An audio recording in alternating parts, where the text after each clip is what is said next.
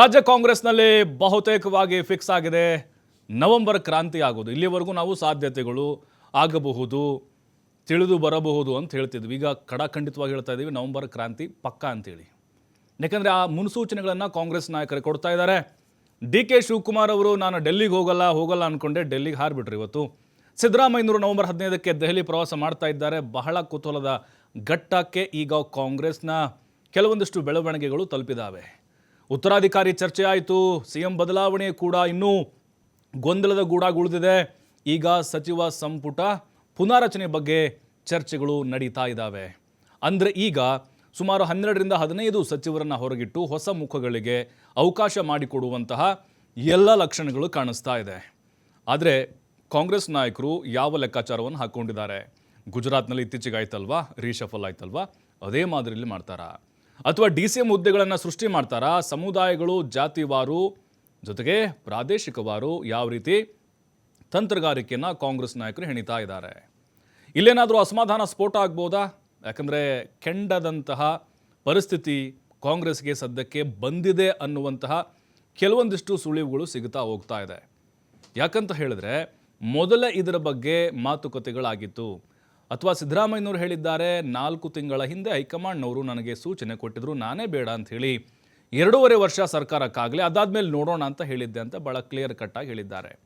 ಅಂದರೆ ಮೊದಲೇ ಸರ್ಕಾರ ಯಾವಾಗ ಬಂತು ಕಾಂಗ್ರೆಸ್ದು, ಆವಾಗಲೇ ಹೈಕಮಾಂಡ್ನವರು ಇದರ ಬಗ್ಗೆ ಮಾತನಾಡಿದರು. ನಮ್ಮ ಪ್ರಶ್ನೆ ಇರೋದು, ಕೇವಲ ಸಚಿವ ಸಂಪುಟ ವಿಸ್ತರಣೆ ಆಗೋದ್ರ ಬಗ್ಗೆ ಮಾತ್ರ ಮಾತುಕತೆ ಆಗಿತ್ತಾ, ಅಥವಾ ಮುಖ್ಯಮಂತ್ರಿ 50-50 ಆಗುತ್ತೆ ಅನ್ನೋದು ಚರ್ಚೆ ಆಗಿತ್ತಾ? ಅದರ ಪ್ರಶ್ನೆ ಈಗ ಸಾರ್ವಜನಿಕರದ್ದಾಗಿದೆ, ಜೊತೆಗೆ ನಮ್ಮದು ಕೂಡ ಇದೆ.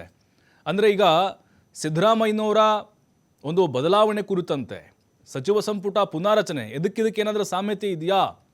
ಯಾಕೆಂದರೆ ರಾಜಣ್ಣವರು ಮತ್ತೊಂದು ಬಾಂಬ್ ಹಾಕಿದ್ದಾರೆ. ಅವರು ಏನು ಸಾಮಾನ್ಯ ಕಾರ್ಯಕರ್ತರಲ್ಲ, ಜನಸಾಮಾನ್ಯರಲ್ಲ, ಅದರಲ್ಲೂ ಸಿದ್ದರಾಮಯ್ಯನವರ ಅತ್ಯಾಪ್ತ ಬಳಗದಲ್ಲಿ ಗುರುತಿಸಿಕೊಂಡಿರುವಂಥ ಒಬ್ಬ ಹಿರಿಯ ನಾಯಕ. ಹಾಗಾಗಿನೇ ಆ ಹೇಳಿಕೆಯನ್ನು ನಾವು ಇಲ್ಲಿ ಗಂಭೀರವಾಗಿ ಪರಿಗಣಿಸ್ತಾ ಇದ್ದೀವಿ. ಹಾಗಾದರೆ ಈ ವಿಚಾರಕ್ಕೆ ಸಂಬಂಧಪಟ್ಟಂತೆ ಕಾಂಗ್ರೆಸ್ ನಾಯಕರು ಪ್ರತಿಕ್ರಿಯೆಗಳನ್ನು ಕೊಟ್ಟಿದ್ದಾರೆ. ಯಾರ್ಯಾರು ಏನೇನಂದ್ರು ನೋಡೋಣ. ನಾನು ಇದ್ರ ಬಗ್ಗೆ ಇನ್ನೇನು ಹೇಳಕ್ ಇಷ್ಟಪಡೋದಿಲ್ಲ. ಏನ್ ಹೇಳ್ಬೇಕು ಹೇಳಾಗಿದೆ, ಏನ್ ಸ್ಪಷ್ಟನೆ ಕೊಡ್ಬೇಕು ಕೊಟ್ಟಾಗಿದೆ. ಅನಗತ್ಯವಾಗಿ ಮತ್ತೆ ಇದನ್ನ ಡ್ರ್ಯಾಗ್ ಆನ್ ಮಾಡಿ ಕಾಂಟ್ರವರ್ಸಿ ಕ್ರಿಯೇಟ್ ಮಾಡಕ್ ಇಷ್ಟ ಇಲ್ಲ. ಸೊ ಈ ವಿಚಾರವಾಗಿ ಮತ್ತೆ ನಾನು ಏನು ಮಾತಾಡೋದಿಲ್ಲ. ಅದು ಲೀಡರ್ ಅವರೇ ಲೀಡರ್ ಆಗ್ಬೇಕು ಅಂತ ಹೇಳಿದ್ರ, ಅದು ಲೀಡರ್ ಮಾಡೋದು ಹೈಕಮಾಂಡ್ನವರು. ಯಾರು ಲೀಡರ್ ಮಾಡಬೇಕು ಅಂತ ಅನ್ನೋದು ಹೈಕಮಾಂಡ್ನವರು ಮಾಡೋದು. ನಾವು ಮಾಡಲ್ಲ, ಯತೀಂದ್ರನು ಮಾಡಲ್ಲ, ನಾನು ಮಾಡಲ್ಲ. ನೋಡಿ, ಕಪಿಲ್ ಸಿಬಲ್ ಅವರ ಒಂದು ಜೀವನ ಚರಿತ್ರೆದ ಪುಸ್ತಕ ಇದೆ. ಪುಸ್ತಕ ಬಿಡುಗಡೆಗೆ ಹೋಗ್ತಾ ಇದ್ದಾರೆ. ಒಂದು ವೇಳೆ ಪುಸ್ತಕ ಬಿಡುಗಡೆ ಇಲ್ಲ ಅಂತಾನೂ ಇಟ್ಕೊಳ್ಳಿ. ಖರ್ಗೆ ಸಾಹೇಬ್ರಿಗಿರ್ಬೋದು, ರಾಹುಲ್ ಗಾಂಧಿ ಅವರಿಗಿರ್ಬೋದು, ಯಾರು ಈಗ ಮಂತ್ರಿಮಂಡಲದ ಹೊರಗಡೆ ಇದ್ದಾರೆ ಅವರಿಗೆ ಅವಕಾಶ ಕೊಡಲೇಬೇಕಾಗತ್ತೆ ಅನ್ನುವಂಥದ್ದು ಈ ಸರ್ಕಾರ ಬಂದ ಆರಂಭದಲ್ಲೇ ಮಂಡನೆ ಆಗಿರುವಂಥ ವಿಷಯ.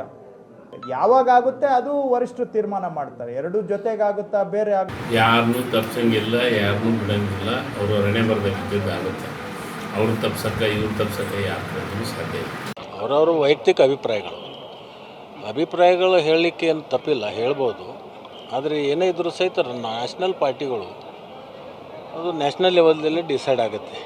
ಯಾರ ನೇತೃತ್ವ, ಯಾರ ಮುಖ್ಯಮಂತ್ರಿ, ಯಾರ ನೇತೃತ್ವದಲ್ಲಿ ಹೋಗಬೇಕು ಅನ್ನೋದು ತೀರ್ಮಾನ ಮಾಡೋದು ಹೈಕಮಾಂಡ್ ಏನು ಹೇಳುತ್ತೆ ಅದಕ್ಕೆ ನಾವೆಲ್ಲರೂ ಕೂಡ ತಲೆಬಾಗ್ತೀವಿ. ಅದು ಮುಂದೆ ಸಂಪುಟ ಮತ್ತು ಬದಲಾವಣೆ ಅಂದರೆ ಬದಲಾವಣೆ ಆಗೇ ಆಗ್ತಾರೆ. ಮತ್ತು ಹೊಸ ಹಳಬರು ಹೋಗಿ ಹೊಸವರು ಬಂದೇ ಬರ್ತಾರೆ. ಸೊ ಮುಂಚೆ ಕೂಡ 30 ತಿಂಗಳ ನಂತರ ಮಾಡಬೇಕಂತ ಒಂದು ಚರ್ಚೆ ನಡೀತಾ ಇತ್ತು. ಅದೇನೋ ಅಂತಿಮ ಹಂತಕ್ಕೆ ಬಂದಿರಬಹುದು ಬಹುಶಃ. ಹಾಗಾದರೆ ಕಾಂಗ್ರೆಸ್ನಲ್ಲಿ ನಡೀತಾ ಇರುವಂತಹ ಬೆಳವಣಿಗೆಗಳು ಯಾವ ಮುನ್ಸೂಚನೆಗಳನ್ನು ಕೊಡ್ತಾ ಇದ್ದಾವೆ? ಇದರಲ್ಲಿ BJP ನಾಯಕರು ಇದನ್ನು ಯಾವ ರೀತಿ ನೋಡ್ತಾ ಇದ್ದಾರೆ? ಯಾಕಂದರೆ ನೋಡಿ, ಕಳೆದ 4 ತಿಂಗಳಿಂದ ನೋಡ್ತಾ ಇದ್ದೀವಿ, ಉತ್ತರಾಧಿಕಾರಿ ಯಾರು, ಮುಖ್ಯಮಂತ್ರಿಗಳ ಬದಲಾವಣೆ, ಸಚಿವ ಸಂಪುಟ ಪುನಾರಚನೆ, RSS ಪಥಸಂಚಲನ ಇದೇ ಆಗ್ತಾ ಇದೆ. ಜನರ ಆ ಒಂದು ಸಮಸ್ಯೆಗಳಿಗೆ ಸ್ಪಂದಿಸುವಂಥ ಕೆಲಸ ಆಗ್ತಾ ಇಲ್ಲ, ಅಭಿವೃದ್ಧಿ ಕೆಲಸಗಳಾಗ್ತಾ ಇಲ್ಲ ಅನ್ನುವಂಥ ಅಪವಾದಗಳು ಬಹಳ ಬರ್ತಾ ಇದ್ದವು ಸರ್ಕಾರದ ವಿರುದ್ಧವಾಗಿ. ಸಾರ್ವಜನಿಕರ ಅಭಿಪ್ರಾಯಗಳಿದು. ಬೆಳಗ್ಗೆದ್ರೆ ಸಾಕು ಇವರು ಕಥೆಗಳನ್ನ ಕೇಳ್ಕೊಂಡು ಓಡಾಡಬೇಕಂತ ಪ್ರಶ್ನೆ ಮಾಡ್ತಾ ಇದ್ದಾರೆ ನಮಗೆ. ಇದ್ರ ಬಗ್ಗೆ ಚರ್ಚೆ ಮಾಡಲಿಕ್ಕೆ ನಮ್ಮ ಜೊತೆಗೆ ಅತಿಥಿಗಳು ಜಾಯ್ನ್ ಆಗ್ತಿದ್ದಾರೆ. ಮೊದಲನೇದಾಗಿ ಅವ್ರನ್ನ ಕಾರ್ಯಕ್ರಮಕ್ಕೆ ಸ್ವಾಗತ ಮಾಡ್ತೀನಿ. BJP ವಕ್ತಾರರಾಗಿರುವಂಥ ಗೋವಿಂದರಾಜ್ ಅವರು ಜಾಯ್ನ್ ಆಗಿದ್ದಾರೆ. ಸರ್ ನಮಸ್ತೆ, ಕಾರ್ಯಕ್ರಮ ಸ್ವಾಗತ. ಸರ್, ಇವೆಲ್ಲ ಕಾಂಗ್ರೆಸ್ನ ಬೆಳವಣಿಗೆ ನೋಡ್ತಾ ಇದ್ರೆ ಎಲ್ಲೊಂದು ಕಡೆ ಜನರನ್ನ ದಿಕ್ಕು ತಪ್ಪಿಸುವಂಥ ಪ್ರಯತ್ನಗಳನ್ನು ಸಿದ್ದರಾಮಯ್ಯನವರು ಆದಿಯಾಗಿ ಸಚಿವರುಗಳು ಮಾಡ್ತಿದ್ದಾರೆ ಅಂತ ಅನಿಸುತ್ತಾ ಅಂತ? ಅಂದರೆ ನಿಜಕ್ಕೂ ಅಲ್ಲಿ ಆಗ್ತಾ ಇದೆಯಾ, ಅಥವಾ ಇವರೇ ಹುಟ್ಟು ಹಾಕ್ತಿದಾರಾ ಅಂತ? ಖಂಡಿತವಾಗ್ಲೂ ಸರ್, ಇದು ಒಂದು ಹೇಳಬೇಕು ಅಂದರೆ ಕಳೆದ 6 ತಿಂಗಳ ಮುಂಚೆನೇ ಸನ್ಮಾನ್ಯ ಕೆ ಎನ್ ರಾಜಣ್ಣ ಅವರು ಭಾಳ ಸ್ಪಷ್ಟತೆಯಿಂದ ಹೇಳಿದರು, ಬರ್ತಕ್ಕಂಥ ನವಂಬರ್ನಲ್ಲಿ ಒಂದು ದೊಡ್ಡ ಕ್ರಾಂತಿ ಆಗುತ್ತೆ ಅಂತ ಭಾಳ ಒಂದು ಸ್ಪಷ್ಟತೆಯಿಂದ ಅವತ್ತೇ ಕೂಡ ಅವರು ಹೇಳಿದರು. ಅದನ್ನು ಅವರು ಹೋಗಿದ್ದ ಜಾಗದಲ್ಲೆಲ್ಲ ಮಾತಾಡೋದ್ರಿಂದ ಎಲ್ಲ ಒಂದು ಕಡೆ KPCC ಅಧ್ಯಕ್ಷರಿಗೆ ಅದು ಎಲ್ಲ ಒಂದು ಪಕ್ಷಕ್ಕೆ ಮುಜುಗರ ಆಗ್ತಾ ಇದೆ ಅಂತ ಹೇಳ್ಬಿಟ್ಟು ನಾವು ಸಸ್ಪೆಂಡ್ ಮಾಡೋಂಥ ಕೆಲಸನೂ ಮಾಡಿದ್ರು. ಇದ್ರ ಜೊತೆಯಲ್ಲಿ ಸರ್ ಈಗ ಏನಾಗ್ತಾಯಿತ್ತು ಅಂದರೆ ಡಿ ಕೆ ಶಿವಕುಮಾರ್ ಸಪೋರ್ಟ್ ಇರ್ತಕ್ಕಂಥ ಒಂದಷ್ಟು ಶಾಸಕರುಗಳು, ಮುಖ್ಯಮಂತ್ರಿಗಳ ಸುತ್ತಮುತ್ತ ಇರ್ತಕ್ಕಂಥ ಸಚಿವರುಗಳು, ಜೊತೆಯಲ್ಲಿ ಶಾಸಕರುಗಳು ಸುಮಾರು 6 ತಿಂಗಳಿಂದ ಇದೊಂದು ಚರ್ಚೆ ಮಾಡ್ತಲೇ ಬಂದರು. ಬರ್ತಕ್ಕಂಥ ದಿನಗಳಲ್ಲಿ ಮುಖ್ಯಮಂತ್ರಿ ಎಲ್ಲ ಒಂದು ಕಡೆ 50-50, 2.5 ವರ್ಷ ಈ ರೀತಿಯಾದ ಒಂದು ಚರ್ಚೆಗಳು ನಡೀತಲೇ ಬಂದು, ಅದ್ರ ಜೊತೆಯಲ್ಲಿ ಅವ್ರದ್ದು ಫಾಲೋಯರ್ಸ್ ಏನು ಶಾಸಕರುಗಳಿದ್ರು ಇವರೆಲ್ಲ ಬರ್ತಕ್ಕಂಥ ದಿನದಲ್ಲಿ ಡಿ ಕೆ ಶಿವಕುಮಾರ್ ಕೂಡ ಮುಖ್ಯಮಂತ್ರಿ ಆಗ್ತಾರೆ, ಸೊ ಬರ್ತಕ್ಕಂಥ ದಿನ ಕಾದು ನೋಡಿ ಈ ರೀತಿ ಹೇಳಿಕೆ ಕೊಟ್ಟಿದ್ದು ಶಿವಗಂಗಾ ಬಸವರಾಜ್ ಇರ್ಬೋದು, ಇಕ್ಬಾಲ್ ಹುಸೇನ್ ಇರ್ಬೋದು, ಕುಣಿಗಲ್ ರಂಗನಾಥ್ ಅವರು ಇರ್ಬೋದು, ಬಾಲಕೃಷ್ಣ ಅವರು ಇರ್ಬೋದು, ಈಗ ಅನೇಕ ಶಾಸಕರು ಕೂಡ ಇದೊಂದು ಚರ್ಚೆಯನ್ನು ಹುಟ್ಟಾಕ್ತಲೇ ಬಂದರು. ಇವತ್ತು ಅದಕ್ಕೆ ಪುಷ್ಟಿ ಸಿಕ್ಕಿದೆ. ಯಾಕೆಂದರೆ ಕಳೆದ ಏನು 6 ತಿಂಗಳಿಂದ ಚರ್ಚೆ ಮಾಡ್ತಲೇ ಬಂದರು, ಸೊ ಇವತ್ತು ಅದಕ್ಕೆ ಪುಷ್ಟಿ ಸಿಗೋವಂಥ ಕೆಲಸ ಆಗಿದೆ. ಇದ್ರ ಜೊತೆಯಲ್ಲಿ ಕೃಷ್ಣ ಬೈರೇಗೌಡರು ನಿನ್ನೆ ಭಾಳ ಸ್ಪಷ್ಟತೆಯಿಂದ ಹೇಳಿದ್ರು, ನಾವು ಕೂಡ 2 ವರ್ಷ ಆದಮೇಲೆ ಹೊರಗಿರೋರನ್ನ ಒಳಗೆ ತರಬೇಕು, ಒಳಗಿರೋರನ್ನ ಆಚೆ ಹೋಗುವಂಥದ್ದು ಕೆಲಸದಕ್ಕೆ ಮಾಡ್ತಾರೆ ಅಂತ ಒಂದು ಭಾಳ ಸ್ಪಷ್ಟತೆಯಿಂದ ಹೇಳುವಂಥ ಕೆಲಸ ಮಾಡಿದ್ರು. ಸೊ ಇದು ಎಲ್ಲ ಒಂದು ಕಡೆ ಅನಿಸ್ತಾ ಇದೆ ಸರ್, ಈ ಬಾರಿ ಖಂಡಿತವಾಗ್ಲೂ ಇದು ಒಂದು CM ಕುರ್ಚಿ ಅನ್ನೋದಿದೆಯಲ್ಲ, ಒಂದು ಬಿಸಿಯ ಕುರ್ಚಿಯಾಗಿ ಕನ್ವರ್ಟ್ ಆಗೋದ್ರಲ್ಲಿ ಯಾವುದೇ ಒಂದು ಸಂದೇಹ ಇಲ್ಲ. ಇದು ಒಂದು ಸ್ಪಷ್ಟತೆಯಾಗಿ ಕಾಣ್ತಾ ಇದೆ. ಯಾಕೆಂದರೆ ಇವತ್ತು ಎಲ್ಲ ಒಂದು ಕಡೆ ಮೊನ್ನೆ ಸಿದ್ದರಾಮಯ್ಯನವರ ಸುಪುತ್ರ ಯತೀಂದ್ರ ಅವರು ಹೇಳಿದ್ದ ಹೇಳಿಕೆಯಿಂದ ಇದು ಬೆಳವಣಿಗೆ ಆದಮೇಲೆ ಸಾಕಷ್ಟು ಒಂದು ಎಲ್ಲ ಒಂದು ಕಡೆ ಇಡೀ ಕರ್ನಾಟಕದ ಜನತೆಗೆ ಎಲ್ಲ ಒಂದು ಕಡೆ ಅನಿಸ್ತಾ ಇದೆ, ಇದು ಮೋಸ್ಟ್ಲಿ ಚೇಂಜ್ ಆಗ್ಬೋದು, ಆಗುತ್ತೆ, ಹಾಗೇ ಆಗುತ್ತೆ ಅನ್ನೋದನ್ನ ಇವತ್ತು ಕೂಡ ಸನ್ಮಾನ್ಯ ಕಾಂಗ್ರೆಸ್ನ KPCC ಅಧ್ಯಕ್ಷರಾದ ಡಿ ಕೆ ಶಿವಕುಮಾರ್ ಕೂಡ ಎಲ್ಲ ಒಂದು ಕಡೆ ಸ್ಪಷ್ಟತೆಯನ್ನು ಕೊಟ್ಟಿದ್ದಾರೆ. ನನಗೊಂದು ಮಾಹಿತಿ ಸಿಗ್ತಾರೆ, ಅವರೇನೋ ಒಂದು ಪತ್ರ ಬರೆದಿದ್ದಾರಂತೆ ಎಲ್ಲ ಜಿಲ್ಲಾ ಕೇಂದ್ರದ ಅಧ್ಯಕ್ಷರುಗಳಿಗೆ, ಆದಷ್ಟು ಬೇಗ ನವಂಬರ್ ತಿಂಗಳೊಳಗಡೆ ನಾವು ಕಾಂಗ್ರೆಸ್ ಭವನ ಏನು ಕಟ್ತಾ ಇದ್ದೀವಿ ಅದನ್ನು ಉದ್ಘಾಟನೆ ಮಾಡಬೇಕು, ಆದಷ್ಟು ಬೇಗ ಮಾಡಿ ಅಂತ ಹೇಳ್ಬಿಟ್ಟು ಎಲ್ಲ ಒಂದು ಕಡೆ ಪತ್ರ ಬರೆದಿರೋದ್ರಿಂದ ನನಗನ್ಸುತ್ತೆ ಖಂಡಿತವಾಗ್ಲೂ ಸಿದ್ದರಾಮಯ್ಯನವ್ರಿಗೆ ಖಂಡಿತ ಆ ಕುರ್ಚಿಯಿಂದ ಇಳಿಯೋಂಥ ಸಮಯ ಬಂದಾಗಿದೆ, ಖಂಡಿತವಾಗ್ಲೂ ಬೀಳೋವಂಥ ಕೆಲಸ ಆಗುತ್ತೆ. ಆದರೆ ನಮಗಿರ್ತಕ್ಕಂಥದ್ದು ಸರ್, ಇಡೀ ರಾಜ್ಯದಲ್ಲಿ ಇವತ್ತು 2 ವರ್ಷದಿಂದ ಏನಾದರೂ ಕೆಲಸ ನಡೆದಿದೆಯಾ ಅಂತ ಎಲ್ಲ ಹುಡಿಕೊಂಡು ಹೊರಟ್ರು. ಒಂದು ಕೆಲಸ ಇವತ್ತು ರಾಜ್ಯದ ಅಭಿವೃದ್ಧಿ ವಿಚಾರವಾಗಿ ಜನರಿಗೆ ಅನುಕೂಲ ಆಗಿರತಕ್ಕಂಥ ಯಾವುದೇ ವಿಚಾರಗಳು ಇವತ್ತು ರಾಜ್ಯದಲ್ಲಿ ನಡೆದಿಲ್ಲ. ಕೇವಲ ಎಲ್ಲ ಒಂದು ಕಡೆ ಗುಂಡಿಗಳ ಸರಮಾಲೆ ಬೆಂಗಳೂರಿಂದ ಆಚೆ ಹೋದ ರಸ್ತೆಗಳೆಲ್ಲ ಕಿತ್ತೋಗಿದೆ, 2 ವರ್ಷದಿಂದ ಯಾವುದೋ ಒಂದು ಟಾರ್ ಆಗಿಲ್ಲ, ಅಭಿವೃದ್ಧಿ ಆಗಿಲ್ಲ. ನಮಗೆ ಈ ಕಡೆ ಗಮನ ಕೊಡಿ ಅಂತಂದರೆ ಇವತ್ತು ಎಲ್ಲದಕ್ಕೂ ಎಲ್ಲ ಒಂದು ಕಡೆ ಈ ವಿಚಾರಗಳನ್ನ ತಂದು ಡೈವರ್ಟ್ ಮಾಡ್ತಿದ್ರಲ್ಲ. ಇವತ್ತು ಯಾವುದೇ ಒಂದು ಈಗ ಯಾರೇ ಮುಖ್ಯಮಂತ್ರಿ ಬಂದರೂ ರಾಜ್ಯ ಜನತೆ ಬೇಕಾಗಿರ್ತಕ್ಕಂಥದ್ದು ಅಭಿವೃದ್ಧಿ ಸರ್. ಆ ವಿಚಾರದಲ್ಲಿ ಈ ಸರ್ಕಾರ ಯಾವುದೇ ಒಂದು ಚಿಂತನೆ ಮಾಡಲಿಲ್ಲ, ಜನರ ಕಡೆ ಗಮನ ಕೊಡಲಿಲ್ಲ. ಕಳೆದ 2 ವರ್ಷದಿಂದ ಈ ಒಂದು ಕುರ್ಚಿಯ ತೊಂಬಲಾಟದಲ್ಲಿ ಎಲ್ಲ ಒಂದು ಕಡೆ ಬಂದ್ಬಿಟ್ರು ಅಂತ ಹೇಳೋದಕ್ಕೆ ಇಷ್ಟಪಡ್ತೀನಿ. ಎಸ್ ಸರ್, ಬರ್ತೀನಿ ಸರ್. ಕಾಂಗ್ರೆಸ್ ವಕ್ತಾರರಾಗಿರುವಂಥ ನಟರಾಜ್ ಗೌಡರು ಝೂಮ್ ಲೈವಲ್ಲಿ ಜಾಯ್ನ್ ಆಗಿದ್ದಾರೆ. ನಟರಾಜ್ ಗೌಡ್ರೆ, ಸ್ವಾಗತ ಕಾರ್ಯಕ್ರಮಕ್ಕೆ. ನಮಸ್ತೆ. ನಟರಾಜ್ ಗೌಡ್ರೆ, ಈಗ ಡಿ ಕೆ ಶಿವಕುಮಾರ್ ನಾನು ಡೆಲ್ಲಿಗೆ ಹೋಗಲ್ಲ ಅಂತಾನೆ ಇವತ್ತು ಫ್ಲೈಟ್ ಹತ್ಬಿಟ್ರು. ಸಿದ್ದರಾಮಯ್ಯನವರು ಬಿಹಾರ್ ಚುನಾವಣೆ ಆದಮೇಲೆ ಹೋಗ್ತಾ ಇದ್ದಾರೆ. ನವಂಬರ್ ಕ್ರಾಂತಿ, ಸೆಪ್ಟೆಂಬರ್ ಕ್ರಾಂತಿ, ನಾವು ಸಾಧ್ಯತೆಗಳಷ್ಟೇ ಅಂತ ಹೇಳ್ತಿದ್ವಿ, ಮಾಧ್ಯಮಗಳಲ್ಲಿ ಚರ್ಚೆ ಮಾಡ್ತಾ ಇದ್ವಿ, ಬಟ್ ಪಕ್ಕಾ ಅಂತ ಹೇಳ್ತಾ ಇದ್ದೀವಿ. ನಿಮ್ಮ ಪ್ರಕಾರ ಫಿಕ್ಸಾ ಅಂತ ನವಂಬರ್ ಕ್ರಾಂತಿ ಆಗೋದು? ಇಲ್ಲ, ಈಗ ನೋಡ್ರಿ, ಯಾಕಂದ್ರೆ ಪ್ರತಿ ನಡೆಗೂ ಪ್ರತಿ ಕ್ರಿಯೆಗಳಿಗೆ ಒಂದು ವಿಶೇಷ ಅರ್ಥ ಕಲ್ಪಿಸುವಂಥದ್ದು ಏನೋ ಬಹಳ ಒಂಥರ ವಿಚಿತ್ರವಾದ ವರ್ತನೆ ನಡೀತಾ ಇದೆ ಅಂತ ಅನಿಸ್ತಾ ಇದೆ. ಯಾಕಂದ್ರೆ ಮಾನ್ಯ ಡಿ ಕೆ ಶಿವಕುಮಾರ್ ಅವರು ಹೈಕಮಾಂಡ್ ನ ಮೀಟ್ ಮಾಡಕ್ ಹೋಗಿದ್ದಾರೆ. ಯಾಕೆ ಮೀಟ್ ಮಾಡಕ್ ಹೋಗಿದ್ದಾರೆ? ನಮ್ಮಲ್ಲಿ ಎಲ್ಲಾ ಜಿಲ್ಲೆಗಳಲ್ಲಿ ಒಂದು ಜಿಲ್ಲಾ ಕಾಂಗ್ರೆಸ್ ಕಟ್ಟಡಗಳಿರಬೇಕು ಅಂತ ಹೇಳಿ ತೀರ್ಮಾನ ಆಗಿತ್ತು. ಅದನ್ನ ಸತತವಾಗಿ ಬಹಳ ಜಿಲ್ಲೆಗಳಲ್ಲಿ ಇದಾವೆ, ಮುಂಚೆಯಿಂದಾನೇ ಇದಾವೆ. ಈ ಬಾರಿ ಒಂದು ಕಡೆ ಬ್ಲಾಕ್ ಮಟ್ಟದಲ್ಲಿ, ತಾಲೂಕು ಮಟ್ಟದಲ್ಲಿ ನಾವು ಕಾಂಗ್ರೆಸ್ ಕಟ್ಟಡಗಳು ಕಟ್ಟಬೇಕಂತ, ಭವನಗಳು ಕಟ್ಟಬೇಕಂತಿತ್ತು. ಅದಕ್ಕಾಗಿ 100 ಜಾಗಗಳಲ್ಲಿ ಕಟ್ಟಡ ಕಟ್ಟುವಂತ ಒಂದು ತೀರ್ಮಾನ ಆಗಿತ್ತು. ಅದಕ್ಕೆ ಹೈಕಮಾಂಡ್ ಮಾನ್ಯ ಖರ್ಗೆ ಅವ್ರ ಜೊತೆ, ಮಾನ್ಯ ರಾಹುಲ್ ಗಾಂಧಿ ಜೊತೆ ಚರ್ಚೆ ಮಾಡಿ ಅವರ ದಿನಾಂಕಗಳು ತೆಗೆದುಕೊಂಡು ಆ ಕಾರ್ಯಕ್ರಮವನ್ನು ಮಾಡೋಣ ಅಂತ ಹೇಳಿ, ಆಮೇಲೆ ವಿವಿಧ ಬೇರೆ ಬೇರೆ ಕೆಲಸಗಳಿಗಾಗಿ ಮಾನ್ಯ ಡಿ ಕೆ ಶಿವಕುಮಾರ್ ದೆಹಲಿಗೆ ಹೋಗಿದ್ದಾರೆ. ಅದಷ್ಟೇನೆ, ಮಾನ್ಯ ಸಿದ್ದರಾಮಯ್ಯನವರು ದೆಹಲಿಗೆ ಹೋಗೋದು ಹೌದು, ಹೋಗ್ತಾರೆ ಮುಂದಿನ ತಿಂಗಳು ಅಂತ ನಮಗೂ ಮಾಹಿತಿ ಇದೆ. ಕಾರಣ ಏನು? 2.5 ವರ್ಷಗಳ ನಂತರ ಸ್ವಾಭಾವಿಕವಾಗಿ ಮಂತ್ರಿಮಂಡಲ ಪುನರ್ರಚನೆ ಆಗತ್ತೆ, ಇದು ಮಾಹಿತಿ ಇರ್ತಕ್ಕಂಥದ್ದು. ಪುನರಚನೆ ಅಂದ್ರೆ ಕೆಲವ್ರನ್ನ ಹೊಸದಾಗಿ ಒಳಗಡೆ ಇಂಡಕ್ಟ್ ಮಾಡ್ಕೋತಾರೆ, ಕೆಲವ್ರನ್ನ ಹೊರಗಿಡ್ತಾರೆ, ಕೆಲವು ಹೊಸಬರಿಗೆ ಅವಕಾಶ ಕೊಡ್ತಾರೆ, ಕೆಲವು ಹಿರಿಯರಿಗೆ ಅವಕಾಶ ಕೊಡ್ತಾರೆ. ಆ ತರ ಒಂದು ಬದಲಾವಣೆ ಆಗುತ್ತೆ ಅಂತ ಮಾಹಿತಿ ಇದೆ. ಅದಕ್ಕೆ ಪ್ರತಿಯೊಂದಕ್ಕೂ ಕೂಡ ಮುಖ್ಯಮಂತ್ರಿ ಬದಲಾವಣೆ ಇಲ್ಲ. ಬಿಜೆಪಿ ಏನೋ ಖಡಾಖಂಡಿತವಾಗಿ ಮಾಹಿತಿ ಸಿಕ್ಬಿಡದೆ. ಆರ್ ಅಶೋಕ್ ಅವರದ್ದು ಭವಿಷ್ಯ ಜ್ಯೋತಿಷಿಗಳಾಗ್ಬಿಟ್ಟಿದ್ದಾರೆ. ಕಳೆದ 2 ವರ್ಷದಿಂದ ಅವ್ರು ಬೇರೆ ಏನು ಮಾತಾಡಿಲ್ಲದ್ರು ಕೂಡ ಮುಖ್ಯಮಂತ್ರಿ ಬದಲಾವಣೆ ವಿಷಯಗಳ ಬಗ್ಗೆ ಬೇರೆ ಅವರು ರಸ್ತೆ ಗುಂಡಿ ಬಗ್ಗೆ ಮಾತಾಡಲಿಲ್ಲ. ಈಗ ನಮ್ಮ ಗೋವಿಂದರಾಜ್ ಅಟ್ಲೀಸ್ಟ್ ಗೋವಿಂದರಾಜ್ ಆದ್ರೂ ಮಾತಾಡ್ತಾರೆ, ಅಭಿವೃದ್ಧಿ ಬಗ್ಗೆ ಮಾತಾಡೋಣ ಅಂತ ಅವ್ರಿಗೆ ಆಸಕ್ತಿ ಇದೆ. ಆರ್ ಅಶೋಕ್ಗೆ ಆಸಕ್ತಿ ಇಲ್ಲ. ಆರ್ ಅಶೋಕ್ ಯಾವತ್ತಾದ್ರೂ ಅಭಿವೃದ್ಧಿ ಬಗ್ಗೆ ಚರ್ಚೆ ಮಾಡಿದ್ದನ್ನ ನೀವು ಅಲ್ಲ, ನಿಮ್ ಪಕ್ಷದವ್ರು ಹೇಳ್ತಾರಲ್ಲ ಸರ್, ನಿಮ್ ಪಕ್ಷದಲ್ಲೇ ಹೇಳಿದ್ರು ಬದಲಾವಣೆ ಆಗುತ್ತೆ, ಸಂಕ್ರಾಂತಿ ಸೆಪ್ಟೆಂಬರ್ ಆಗುತ್ತೆ ಅಂತ ನಿಮ್ಮವ್ರು ಹೇಳಿದ್ದು. ಬಿಜೆಪಿ ಹೇಳ್ತಾರೆ, ನಿಮ್ಮಲ್ಲಿ ಕೆಲವು ಶಾಸಕರು ಮತ್ತೆ ಬ್ಯಾಟಿಂಗ್ ಮಾಡ್ತಿದಾರಲ್ಲ ಸರ್. ಪ್ರಭು ನಾನು ಇಲ್ಲ ಅಂತ ಹೇಳ್ತಿಲ್ಲ. ಮಾನ್ಯ ಡಿ.ಕೆ. ಶಿವಕುಮಾರ್ ಅವರು ಸಂಘಟನೆ ಮಾಡಿದ್ದಾರೆ, ಸಂಘಟನಾ ಚತುರ. ಅವರು ಬಹಳ ಪರಿಶ್ರಮದಿಂದ ಸಂಘಟನೆಯನ್ನ ಮಾಡಿ ಕರ್ನಾಟಕದಲ್ಲಿ 136 ಕ್ಷೇತ್ರ ಗೆಲ್ಲಲಿಕ್ಕೆ ಅವ್ರದ್ದು ಈಕ್ವಲ್ ಆದ ಕಾಡಿಗೆ ಒಂದು ಕೊಡುಗೆ ಇದೆ. ಮಾನ್ಯ ಸಿದ್ದರಾಮಯ್ಯ ಅವರು, ಮಾನ್ಯ ಡಿ.ಕೆ. ಶಿವಕುಮಾರ್ ಒಟ್ಟಾಗಿ ಹೋಗಿ ನಮ್ಮ ಮಾನ್ಯ ಖರ್ಗೆ ಅವರು ಮತ್ತೆ ಎಲ್ಲಾ ನಾಯಕರ ಸಾಮೂಹಿಕ ನಾಯಕತ್ವದಿಂದ ಬಂದಿದೆ. ಅವರಿಗೆ ಎರಡನೇ ಡೌಟ್ ಇಲ್ಲ. ಮಾನ್ಯ ಡಿ.ಕೆ. ಶಿವಕುಮಾರ್ ಅವರು ಇವತ್ತು ಕೂಡ ಸರ್ಕಾರಕ್ಕೆ ಬಂದಿದ್ರು ಕೂಡ ಸಂಘಟನೆಯನ್ನ ನಿರಂತರವಾಗಿ ಮಾಡ್ತಾ ಇದ್ದಾರೆ. ಈಗ ಜಿಲ್ಲಾ ಕಟ್ಟಡಗಳನ್ನ, ಕಾಂಗ್ರೆಸ್ ಭವನಗಳನ್ನ ಯಾಕೆ ಕಟ್ಟಬೇಕು, ಎಂತ ಸಮಯದ ಅಂದ್ರೆ ನಿರಂತರ ಸಂಘಟನೆ, ನಿರಂತರ ಡಿ.ಕೆ. ಶಿವಕುಮಾರ್ ಅವರ ಜಯಮಾನ. ಅವರ ಬದ್ಧತೆ, ಕಾಂಗ್ರೆಸ್ ಮೇಲೆ ಬದ್ಧತೆ, ನಿಷ್ಠೆ ಅದನ್ನ ಯಾರು ಅಲ್ಲಗಳೆಲ್ಲ ಹಂಗ್ ಮಾಡ್ತಿದ್ದಾರೆ. ಆದ್ರೆ ಅವರ ಅಭಿಮಾನಿಗಳು ಕೆಲವರು ಅವ್ರ ಮುಖ್ಯಮಂತ್ರಿ ಆಗಲಿ ಅಂತ ಹೇಳಿದ್ದು ನಿಜ. ಅದು ಇವತ್ತು ಕೂಡ ಕೆಲವರು ಶಾಸಕರುಗಳು, ಕೆಲವು ಕಾರ್ಯಕರ್ತರು ಹೇಳ್ತಾನೆ ಇರ್ತಾರೆ. ಆದರೆ ಅದಕ್ಕೆ ಅವಕಾಶ ಇದೆಯಾ? ಮುಖ್ಯಮಂತ್ರಿಗಳು ಸಿದ್ದರಾಮಯ್ಯನವರು ಆಗಿದ್ದಾರೆ. ಹೈಕಮಾಂಡ್ ತೀರ್ಮಾನ ಮಾಡೋವರೆಗೂ, ಶಾಸಕಾಂಗ ಪಕ್ಷ ತೀರ್ಮಾನ ಮಾಡೋವರೆಗೂ ಯಾರೋ 2-3 ಜನ ದಾರಿ ಬೀದಿಲಿ ಮಾಧ್ಯಮದಲ್ಲಿ ಹೇಳ್ಬಿಟ್ರೆ ಅದು ಗೊಂದಲ ಮೂಡಿಸುತ್ತೆ ಹೊರತು ಅದರಿಂದ ಉಪಯೋಗ ಇಲ್ಲ ಅಂತ ಯಾರೋ ಹೇಳಿದ್ದಲ್ಲ, ನಿಂದೇ ಶಾಸಕರು ಹೇಳಿರ್ತಕ್ಕಂಥದ್ದು ನಟರಾಜ್ ಗೌಡ್ರೆ. ನಾನು ನಮ್ಮವ್ರದೇ ಹೇಳ್ತಾ ಇರೋದು, ನಾನು ನಮ್ಮವ್ರದೇ ಹೇಳ್ತಾ ಇದ್ದೀನಿ ಗೋವಿಂದರಾಜ್. ನಾನು ನಮ್ಮ ಶಾಸಕರಲ್ಲಿದ್ದೆ ನಾನು ಹೇಳ್ತಾ ಇರೋದು. ನಮ್ಮ ಶಾಸಕರೇ ಆತರ ಹೇಳೋದ್ರಿಂದ ಗೊಂದಲ ಮೂಡಿತ್ತು. ಮಾಧ್ಯಮದಲ್ಲೂ ಬಿತ್ತರ ಬಳಸಲಿ ಬಿತ್ತರ. ಅಲ್ಲ, ಬಟ್ ಡಿ.ಕೆ. ಶಿವಕುಮಾರ್ ಅವರಂತೂ ಹೈಕಮಾಂಡ್ ಮೇಲೆ ನಿರಂತರ ಒತ್ತಡವನ್ನು ಹಾಕ್ತಾ ಇದ್ದಾರೆ, ನಿರಂತರವಾಗಿ ಪ್ರೆಷರ್ಗಳು ಹಾಕ್ತಿದಾರಂತೆ ಫೋನ್ ಕರೆಗಳ ಮೂಲಕ. ಈಗಲೂ ಕೂಡ ಅದಕ್ಕೆ ಹೋಗಿದ್ದಾರೆ. ಅಂದ್ರೆ ಈಗ 100 ಕಾಂಗ್ರೆಸ್ ಕಟ್ಟಡಗಳು ಕೇವಲ ನೆಪ ಅಷ್ಟೇ, ಬಟ್ ಹೈಕಮಾಂಡ್ ಭೇಟಿ ಆಗ್ತಾರೆ, ತಮ್ಮ ಬೇಡಿಕೆ ನಿಟ್ಟೆ ಇಡ್ತಾರೆ. ಇಲ್ಲ, ಅದು ಈಗ ನಾವು ಕಲ್ಪನೆ ಮಾಡ್ಕೊಂತಾ ಇರೋದು. ನೀವು ಕಲ್ಪನೆ ಮಾಡ್ಕೊಂಡು ಹೇಳ್ತಾ ಇರೋದು. ಕರಾರುವಕ್ಕಾಗಿ ಮನೆ ಡಿ.ಕೆ. ಶಿವಕುಮಾರ್ ನಮ್ಮ ಅಜೆಂಡಾ ಇದು ಅಂತ ಏನಾದ್ರು ಹೇಳಿದಾರ?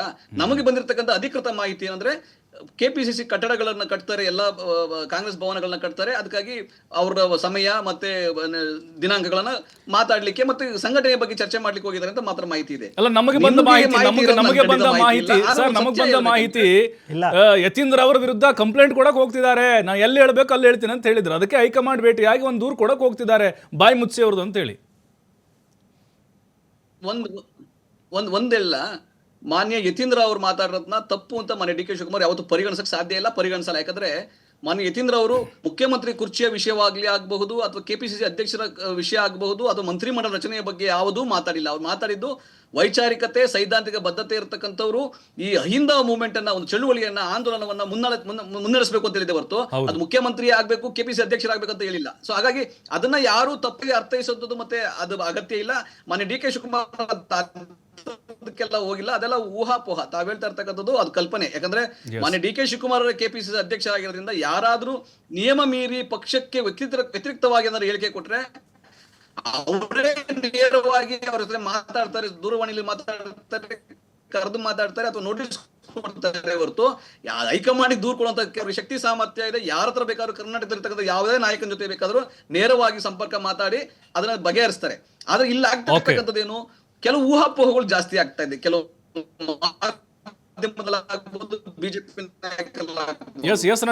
ಮತ್ತೆ ಬರ್ತೀನಿ ನಿಮ್ ಜೊತೆ, ನಾನು ಚರ್ಚೆ ಮಾಡ್ತೀನಿ. ಬರ್ತೀನಿ ಗೌಡ್ರೆ, ಒಂದು ಬ್ರೇಕ್ ಇರುತ್ತೆ. ಬ್ರೇಕ್ ಆದ್ಮೇಲೆ ಬ್ರೇಕ್ನ ಬಳಿಕ ಅಖಾಡ ಬಿಗ್ ಫೈಟ್ಗೆ ಮತ್ತೆ ಸ್ವಾಗತ. ಗೋವಿಂದರಾಜ್ ಅವರೀಗ ಬಿಜೆಪಿ ಈ ಬೆಳವಣಿಗೆಯನ್ನ ಬಹಳ ಸೂಕ್ಷ್ಮವಾಗಿ ಗಮನಿಸ್ತಾ ಇದೆ. ಈಗ ಸಚಿವ ಸಂಪುಟ ಪುನಾರಚನೆ ಆಗುತ್ತೆ, ಯಾರಿಗೆಲ್ಲ ಅವಕಾಶಗಳು ಸಿಗೋದಿಲ್ವೋ ಅಥವಾ ಅವಕಾಶ ವಂಚಿತರಾಗ್ತಾರೋ ಅಂಥವ್ರನ್ನ ಹದ್ದಿನ ಕಣ್ಣಿಟ್ಟು ನಿಮ್ಮ ಪಕ್ಷದ ವರಿಷ್ಠರು ಅಥವಾ ರಾಜ್ಯ ನಾಯಕರು ಅಬ್ಸರ್ವ್ ಮಾಡ್ತಿದ್ದಾರಂತೆ. ಯಾರೆಲ್ಲ ಅಸಮಾಧಾನ ಇರುತ್ತೋ ಅವ್ರು ಗಾಳ ಹಾಕುವಂಥ ಪ್ರಯತ್ನಗಳು ನೋಡಿಕೊಂಡು. ಇಲ್ಲ ನೋಡಿ ಸರ್, ಅಂಥ ಇದು ಕರ್ನಾಟಕದ BJPಗೆ ಅವಶ್ಯಕತೆ ಇಲ್ಲ. ಏಕೆಂದರೆ ಈ ರಾಜ್ಯ ಜನತೆ 136 ಸೀಟ್ ಕೊಟ್ಟು ಕಾಂಗ್ರೆಸ್ ಸರ್ಕಾರಕ್ಕೆ ಆಡಳಿತ ಮಾಡೋಕ್ಕೆ ಅವಕಾಶ ಮಾಡಿಕೊಟ್ಟಿದೆ. ಸೊ ಒಳ್ಳೆ ಆಡಳಿತ ಕೊಟ್ಟರೆ ಖಂಡಿತವಾಗ್ಲೂ ಈ ಸರ್ಕಾರಕ್ಕೆ ಎಲ್ಲ ಒಂದು ಕಡೆ ಮುಂದುವರಿಬೋದು. ಇಲ್ಲ ಅಂದರೆ ಶಾಸಕರುಗಳು ಎಲ್ಲ ಒಂದು ಕಡೆ ನಮ್ಗೆ ಅನುದಾನ ಕೊಡ್ತಾ ಇಲ್ಲ, ಯಾವುದೇ ಅಭಿವೃದ್ಧಿ ಕೆಲಸ ಮಾಡೋಕ್ಕಾಗ್ತಾ ಇಲ್ಲ, ಎಲ್ಲ ಒಂದು ಕಡೆ ನಮಗೆ ಕಳೆದ 2.5 ವರ್ಷದಿಂದ ಸುಮ್ಮನೆ ಕೈ ಕಟ್ಕೊಂಡು ಕೂತ್ಕೊಂಡ್ಬಿಟ್ಟಿದ್ದೀವಿ, ಯಾವುದೇ ರೈತರದ್ದು ಕೆಲಸ ಮಾಡೋಕ್ಕಾಗ್ತಾ ಇಲ್ಲ, ಯಾವುದೋ ನೆರೆ ಬಂದಾಗಲೆಲ್ಲ ಒಂದು ಕಡೆ ಅವ್ರಿಗೆ ಪರಿಹಾರ ಕೊಡೋಕ್ಕಾಗ್ತಾ ಇಲ್ಲ. ಇಂಥ ಪರಿಸ್ಥಿತಿ ನಮ್ಮ ಶಾಸಕರುಗಳು ಅವ್ರದೇ ಶಾಸಕರುಗಳು ಹೇಳಿ ಎಲ್ಲ ಒಂದು ಕಡೆ ಬೇಸರ ವ್ಯಕ್ತಪಡಿಸಿರೋದಂತೂ ಸಹಜ. ಆದರೆ ಎಲ್ಲ ಒಂದು ಕಡೆ ಅವರು BJPಗೆ ಬರ್ತಾರೆ, ಆ ಥರದ್ದು ಭಾವನೆಗಳು ನಮ್ಮಲ್ಲೂ ಇಲ್ಲ, ಆ ಇರ್ತಕ್ಕಂಥ ಆಯ್ಕೆ ಇರ್ತಕ್ಕಂಥ ಶಾಸಕರುಗಳು ನನಗೂ ಎಲ್ಲೂ ಕಾಣ್ತಾ ಇಲ್ಲ. ಆದರೆ ಒಂದಂತೂ ಈ ಸರ್ಕಾರದ ಯಾಕಪ್ಪ ಬಂತು ಅಂತ ಹೇಳ್ಬಿಟ್ಟು ಈ ಶಾಸಕರಿಗೂ ಕೂಡ ಅನಿಸಿದೆ, ಅದ್ರ ಜೊತೆಲಿ ಜನರಿಗಂತೂ ಬೇಸತ್ಬಿಟ್ಟಿದ್ದಾರೆ. ಈ ಸರ್ಕಾರ ಯಾಕಪ್ಪ ಬಂತಪ್ಪ, ಈ ಸರ್ಕಾರ ಬಂದಾಗಲಿಂದ ಒಂದು ಏನಂದರೆ ಸುಮ್ಮನೆ ಬೆಲೆಗಳನ್ನ ಹಾಲಿಂದ ಆಲ್ಕೋಲ್ವರೆಗೂ ಎಲ್ಲ ಬೆಲೆಗಳನ್ನ ಜಾಸ್ತಿ ಮಾಡ್ಕೊಂಬಿಟ್ರಿ, ಎಲ್ಲ ಒಂದು ಕಡೆ ಈ ಗ್ಯಾರಂಟಿ ಕೊಡೋಕ್ಕೋಸ್ಕರ ಎಲ್ಲ ಬೆಲೆಗಳನ್ನ ಜಾಸ್ತಿ ಮಾಡಿಬಿಟ್ಟು ಎಲ್ಲ ಒಂದು ಕಡೆ ರಕ್ತ ಇರ್ದಂಗೆ ಎಲ್ಲ ಟ್ಯಾಕ್ಸ್ಗಳನ್ನ ಹಾಕಿ ಎಲ್ಲವನ್ನು ಕಲೆಕ್ಟ್ ಮಾಡೋಂಥ ಕೆಲಸ ಈ ಸರ್ಕಾರ ಮಾಡುತ್ತೆ. ಕೊನೆಗೆಲ್ಲ ಒಂದು ಕಡೆ ಬೆಂಗಳೂರಲ್ಲಿ ಸರ್ ಕಸ ಎತ್ತ ಟ್ಯಾಕ್ಸ್ ಅಂತ ಹಾಕ್ಬಿಟ್ರು ಸರ್, ಅದ್ರ ಜೊತೆಯಲ್ಲಿ ನೀರಿನ ಟ್ಯಾಕ್ಸ್ ಅದನ್ನೂ ಬಿಡಲಿಲ್ಲ ಕೊನೆಗೆ. ಸೊ ಈ ರೀತಿಯಾದ ಒಂದು ಎಲ್ಲ ಒಂದು ಕಡೆ ಈ ಸರ್ಕಾರ ಬಂದಾಗಲೇ ಈ ರಾಜ್ಯಕ್ಕೆ ಯಾವುದೇ ರೀತಿ ಅಭಿವೃದ್ಧಿ ಕೆಲಸ ಆಗ್ತಾ ಇಲ್ಲ, ಅನುಕೂಲ ಆಗ್ತಾ ಇಲ್ಲ. ಫಸ್ಟ್ ಆಫ್ ಆಲ್ ಆ ಒಂದು ರೀತಿಯಲ್ಲಿ ಜನಕ್ಕಂತೂ ಬೇಸರ ಆಗಿದೆ. ಜೊತೆಯಲ್ಲಿ ಕಾಂಗ್ರೆಸ್ MLAಗಳು ಇವತ್ತು ನೇರವಾಗಿ ಹೇಳ್ತಾರೋ, ಸುಮಾರು ಜನ ಹೇಳಿದ್ರು ನಮ್ಗೆ ಅಭಿವೃದ್ಧಿ ಮಾಡೋಕ್ಕಾಗ್ತಾ ಇಲ್ಲ, ನಮ್ಗೆ ಹಣಕಾಸಿನ ಸಹಾಯ ಬರ್ತಾ ಇಲ್ಲ, ನಾವು ಕೇಳಿದಷ್ಟು ಬರ್ತಾ ಇಲ್ಲ.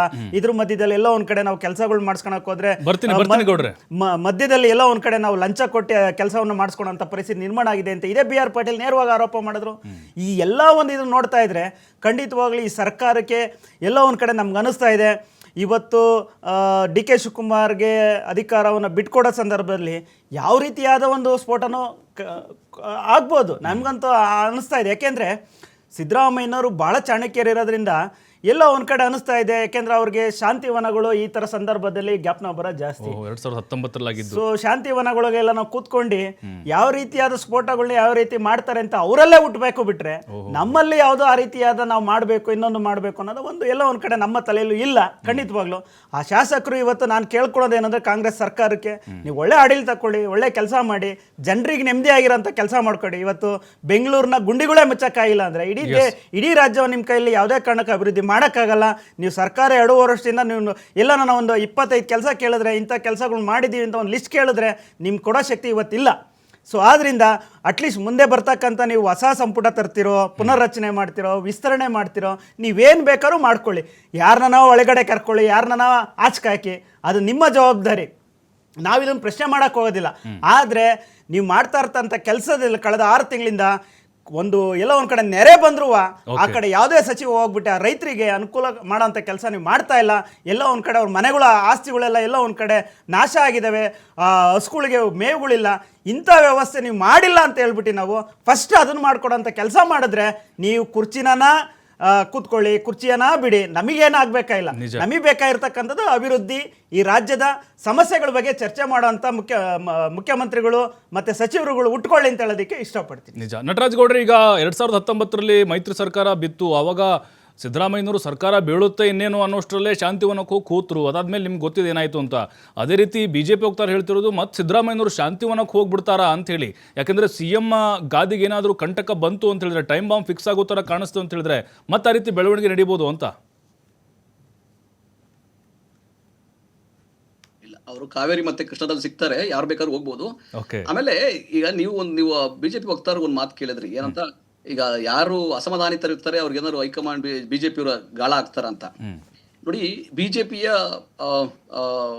ST ಸೋಮಶೇಖರ್ ಶಾಸಕರು, BJPಯ ಹೆಬ್ಬಾರ್ ಶಿವರಾಮ್ ಹೆಬ್ಬಾರ್ ಶಾಸಕರು, ಅವರೊಂದಿಗೆ ಇನ್ನೂ 5-6 ಶಾಸಕರು BJP ಶಾಸಕರು ತುದಿಗಾಲದಲ್ಲಿ ಕಾಂಗ್ರೆಸ್ ಸೇರಕ್ಕೆ ನಿಂತಿದ್ದಾರೆ.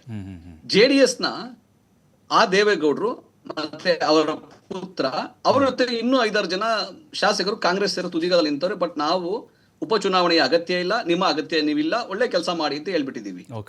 ಹಾಗಾಗಿ ನಾವು ಅವ್ರನ್ನ ತಗೊಳಕ್ ಇಷ್ಟಪಡಲ್ಲ, ನಮ್ಮ ಪಕ್ಷದಿಂದ ಆಚೆಗೆ ಹೋಗೋದಿರ್ಲಿ. ಒಂದು. ಎರಡನೇದು ಬಹಳ ಇಂಪಾರ್ಟೆಂಟ್ ವಿಷಯ ಅಂದ್ರೆ, ಗೋವಿಂದರಾಜ್ ಅವರು ಅಭಿವೃದ್ಧಿ ಬಗ್ಗೆ ಮಾತಾಡ್ಬೇಕು, ಅಲ್ಲಿ ನೆರೆ ಬಗ್ಗೆ ಮಾತಾಡ್ಬೇಕು, ಅದನ್ನ ಸರ್ಕಾರ ಮಾತಾಡ್ತಿಲ್ಲ ಅಂತ ಅವರು ಹೇಳಿದ್ರು. ನೋಡಿ, ಸರ್ಕಾರ ನೆರೆ ವಿಷಯದಲ್ಲಿ ಮನೆ ಸಿದ್ದರಾಮಯ್ಯನವರೇ ಖುದ್ದಾಗಿ ಹೋಗಿ ವೈಮಾನಿಕ ಸಮೀಕ್ಷೆ ಮಾಡಿ 2,000 ಕೋಟಿ ರೂಪಾಯಿ ಹಣವನ್ನು ಬಿಡುಗಡೆ ಮಾಡಿದ್ದಾರೆ. ಬೆಂಗಳೂರಿನಲ್ಲಿ ಗುಂಡಿ ಇತ್ತು ನಿಜ, ಅದು 2023ರ ಕಳಪೆ ಕಾಮಗಾರಿ, BJP ಸರ್ಕಾರದ ಕಳಪೆ ಕಾಮಗಾರಿಯಿಂದ ಗುಂಡಿ ಆಗಿತ್ತು. ಅದಕ್ಕೆ ಈಗ 1,100 ರೂಪಾಯಿ ಹಣ ಬಿಡುಗಡೆ ಒಂದು ಮಾಡಿ ವರ್ಷದಿಂದ ಹೇಳ್ತಾ ಗುಂಡಿಗಳ ಇದ್ದೀರಾ ನವೆಂಬರ್ ನೋಡ್ರೆ, deadline ಕೂಡ ಎಲ್ಲ 1,000 ಕೆಲಸ ಕೋಟಿ ಮಾಡ್ತಾ ಇದೆ. ರಿಲೀಸ್ ಮಾಡಿದ್ದೀವಿ. ಈಗ ಎಲ್ಲಿ ಹೋಗ್ತಾ ಇದೆ ಅದು? 1,000 ಕೋಟಿ. ಐಟಿ ಹಬ್ಬ ಹೈದರಾಬಾದ್, ಐಟಿ ಹಬ್ಬ ಆಂಧ್ರ ಪ್ರದೇಶ ಈಗ ಸರ್. ವಾಲ್ಮೀಕಿ ಅಭಿವೃದ್ಧಿ ನಿಗಮದಿಂದ ಎಲ್ಲ ಪ್ರಭು, ದುಡ್ಡು ತಗೊಂಡಾಗಿ ಪ್ರಭು, ಆಂಧ್ರ ನಂತರ ಮತ್ತೆ ಇದಕ್ಕೆಲ್ಲ ಮಾತಾಡ್ಲಿ. ಹಂಚಿದ್ರಲ್ಲ, ಈಗ ಒಬ್ರೊಬ್ರು ಹಂಗೆ ನೀವು ಮಾತಾಡೋಣ. ಎಲ್ಲ ಒಂದ್ ಕಡೆ ಹಂಚ್ತಾ ಖಂಡಿತ ಇದ್ದೀರಾ, ಅದನ್ನ ಖಂಡಿತ ಹೇಳಿ. ಅವ್ರು ಕಂಪ್ಲೀಟ್ ಮಾಡ್ಬಿಡಿ ಸರ್. ಈಗ ಯಾರದು ಒಂದ್ ನಿಮಿಷ ನಾನು ಮಾತಾಡಕ್ ಬಿಡ್ಬೇಕು, ಇಲ್ಲ ನೀವು ಮಾತಾಡಿಲ್ಲ ನಾನು ಮಾತಾಡಕ್ ಬಿಡಿ. ಖಂಡಿತ ಮಾತಾಡಿ ಸರ್. ಆಯ್ತಾ? ನಾನೇ ನಿಮ್ಗೆ ಏನ್ ಹೇಳ್ತಾ ಇದ್ದೀನಿ ಅಂದ್ರೆ, ಬಿಜೆಪಿ ವಕ್ತಾರರು ಹೇಳೋ ರೀತಿ ಅಭಿವೃದ್ಧಿ ಬಗ್ಗೆ, ನೆರೆ ಹಾವಳಿ ಬಗ್ಗೆ ಅಥವಾ ಬೇರೆ ಯಾವ್ದಾದ್ರು ವಿಷಯಗಳ ಬಗ್ಗೆ ಬಿಜೆಪಿಯ ವಿರೋಧ ಪಕ್ಷದ ನಾಯಕರು, ಬಿಜೆಪಿಯ ರಾಜ್ಯಾಧ್ಯಕ್ಷರು 6 ತಿಂಗಳಿಂದ ಕಣ್ಮುಚ್ಕೊಂಡು ಕೂತಿದ್ದಾರೆ ಅಥವಾ 2 ವರ್ಷದಿಂದ ಕಣ್ಮುಚ್ಕೊಂಡು ಕೂತಿದ್ದಾರೆ. ನಂಬರ್ 1. ನಂಬರ್ 2, ಕಾಂಗ್ರೆಸ್ ಶಾಸಕರು ನಮ್ಗೆ ಅಸಮಾಧಾನ ಆಗಿದೆ, ನಮ್ಗೆ ಅಭಿವೃದ್ಧಿಗೆ ಹಣ ಕೊಡ್ತಿಲ್ಲ ಅಂತ ಹೇಳಿದ್ದು ನಿಜ. ಯಾವಾಗ ಸರ್ಕಾರ ಬಂದಾಗ ಮೊದಲ 6 ತಿಂಗಳು ಮಾತ್ರ. ಯಾಕಂದ್ರೆ ಆ ಟೈಮಲ್ಲಿ ಖಜಾನೆ ಖಾಲಿ ಆಗಿತ್ತು, ಬಿಜೆಪಿ ಸರ್ಕಾರ ಎಲ್ಲ ಗುಡಿಸಿ ಗುಂಡಾಂತರ ಮಾಡಿ ಹೋಗಿದ್ರು, ನಮ್ಮ ಮೇಲೆ 80,000 ಕೋಟಿ ರೂಪಾಯಿ ಹೊಣೆಗಾರಿಕೆಯನ್ನು ಹೊರಿಸಿ ಹೋಗಿದ್ರು. ಆಗಾಗ ಅವಾಗ ತೊಂದರೆ ಇತ್ತು, ನಿಜ. ಆದ್ರೆ ಈಗ ಆ ರೀತಿಯಾಗಿ ಯಾವ ಕಾಂಗ್ರೆಸ್ ಶಾಸಕರು ಹೇಳ್ತಾ ಇಲ್ಲ.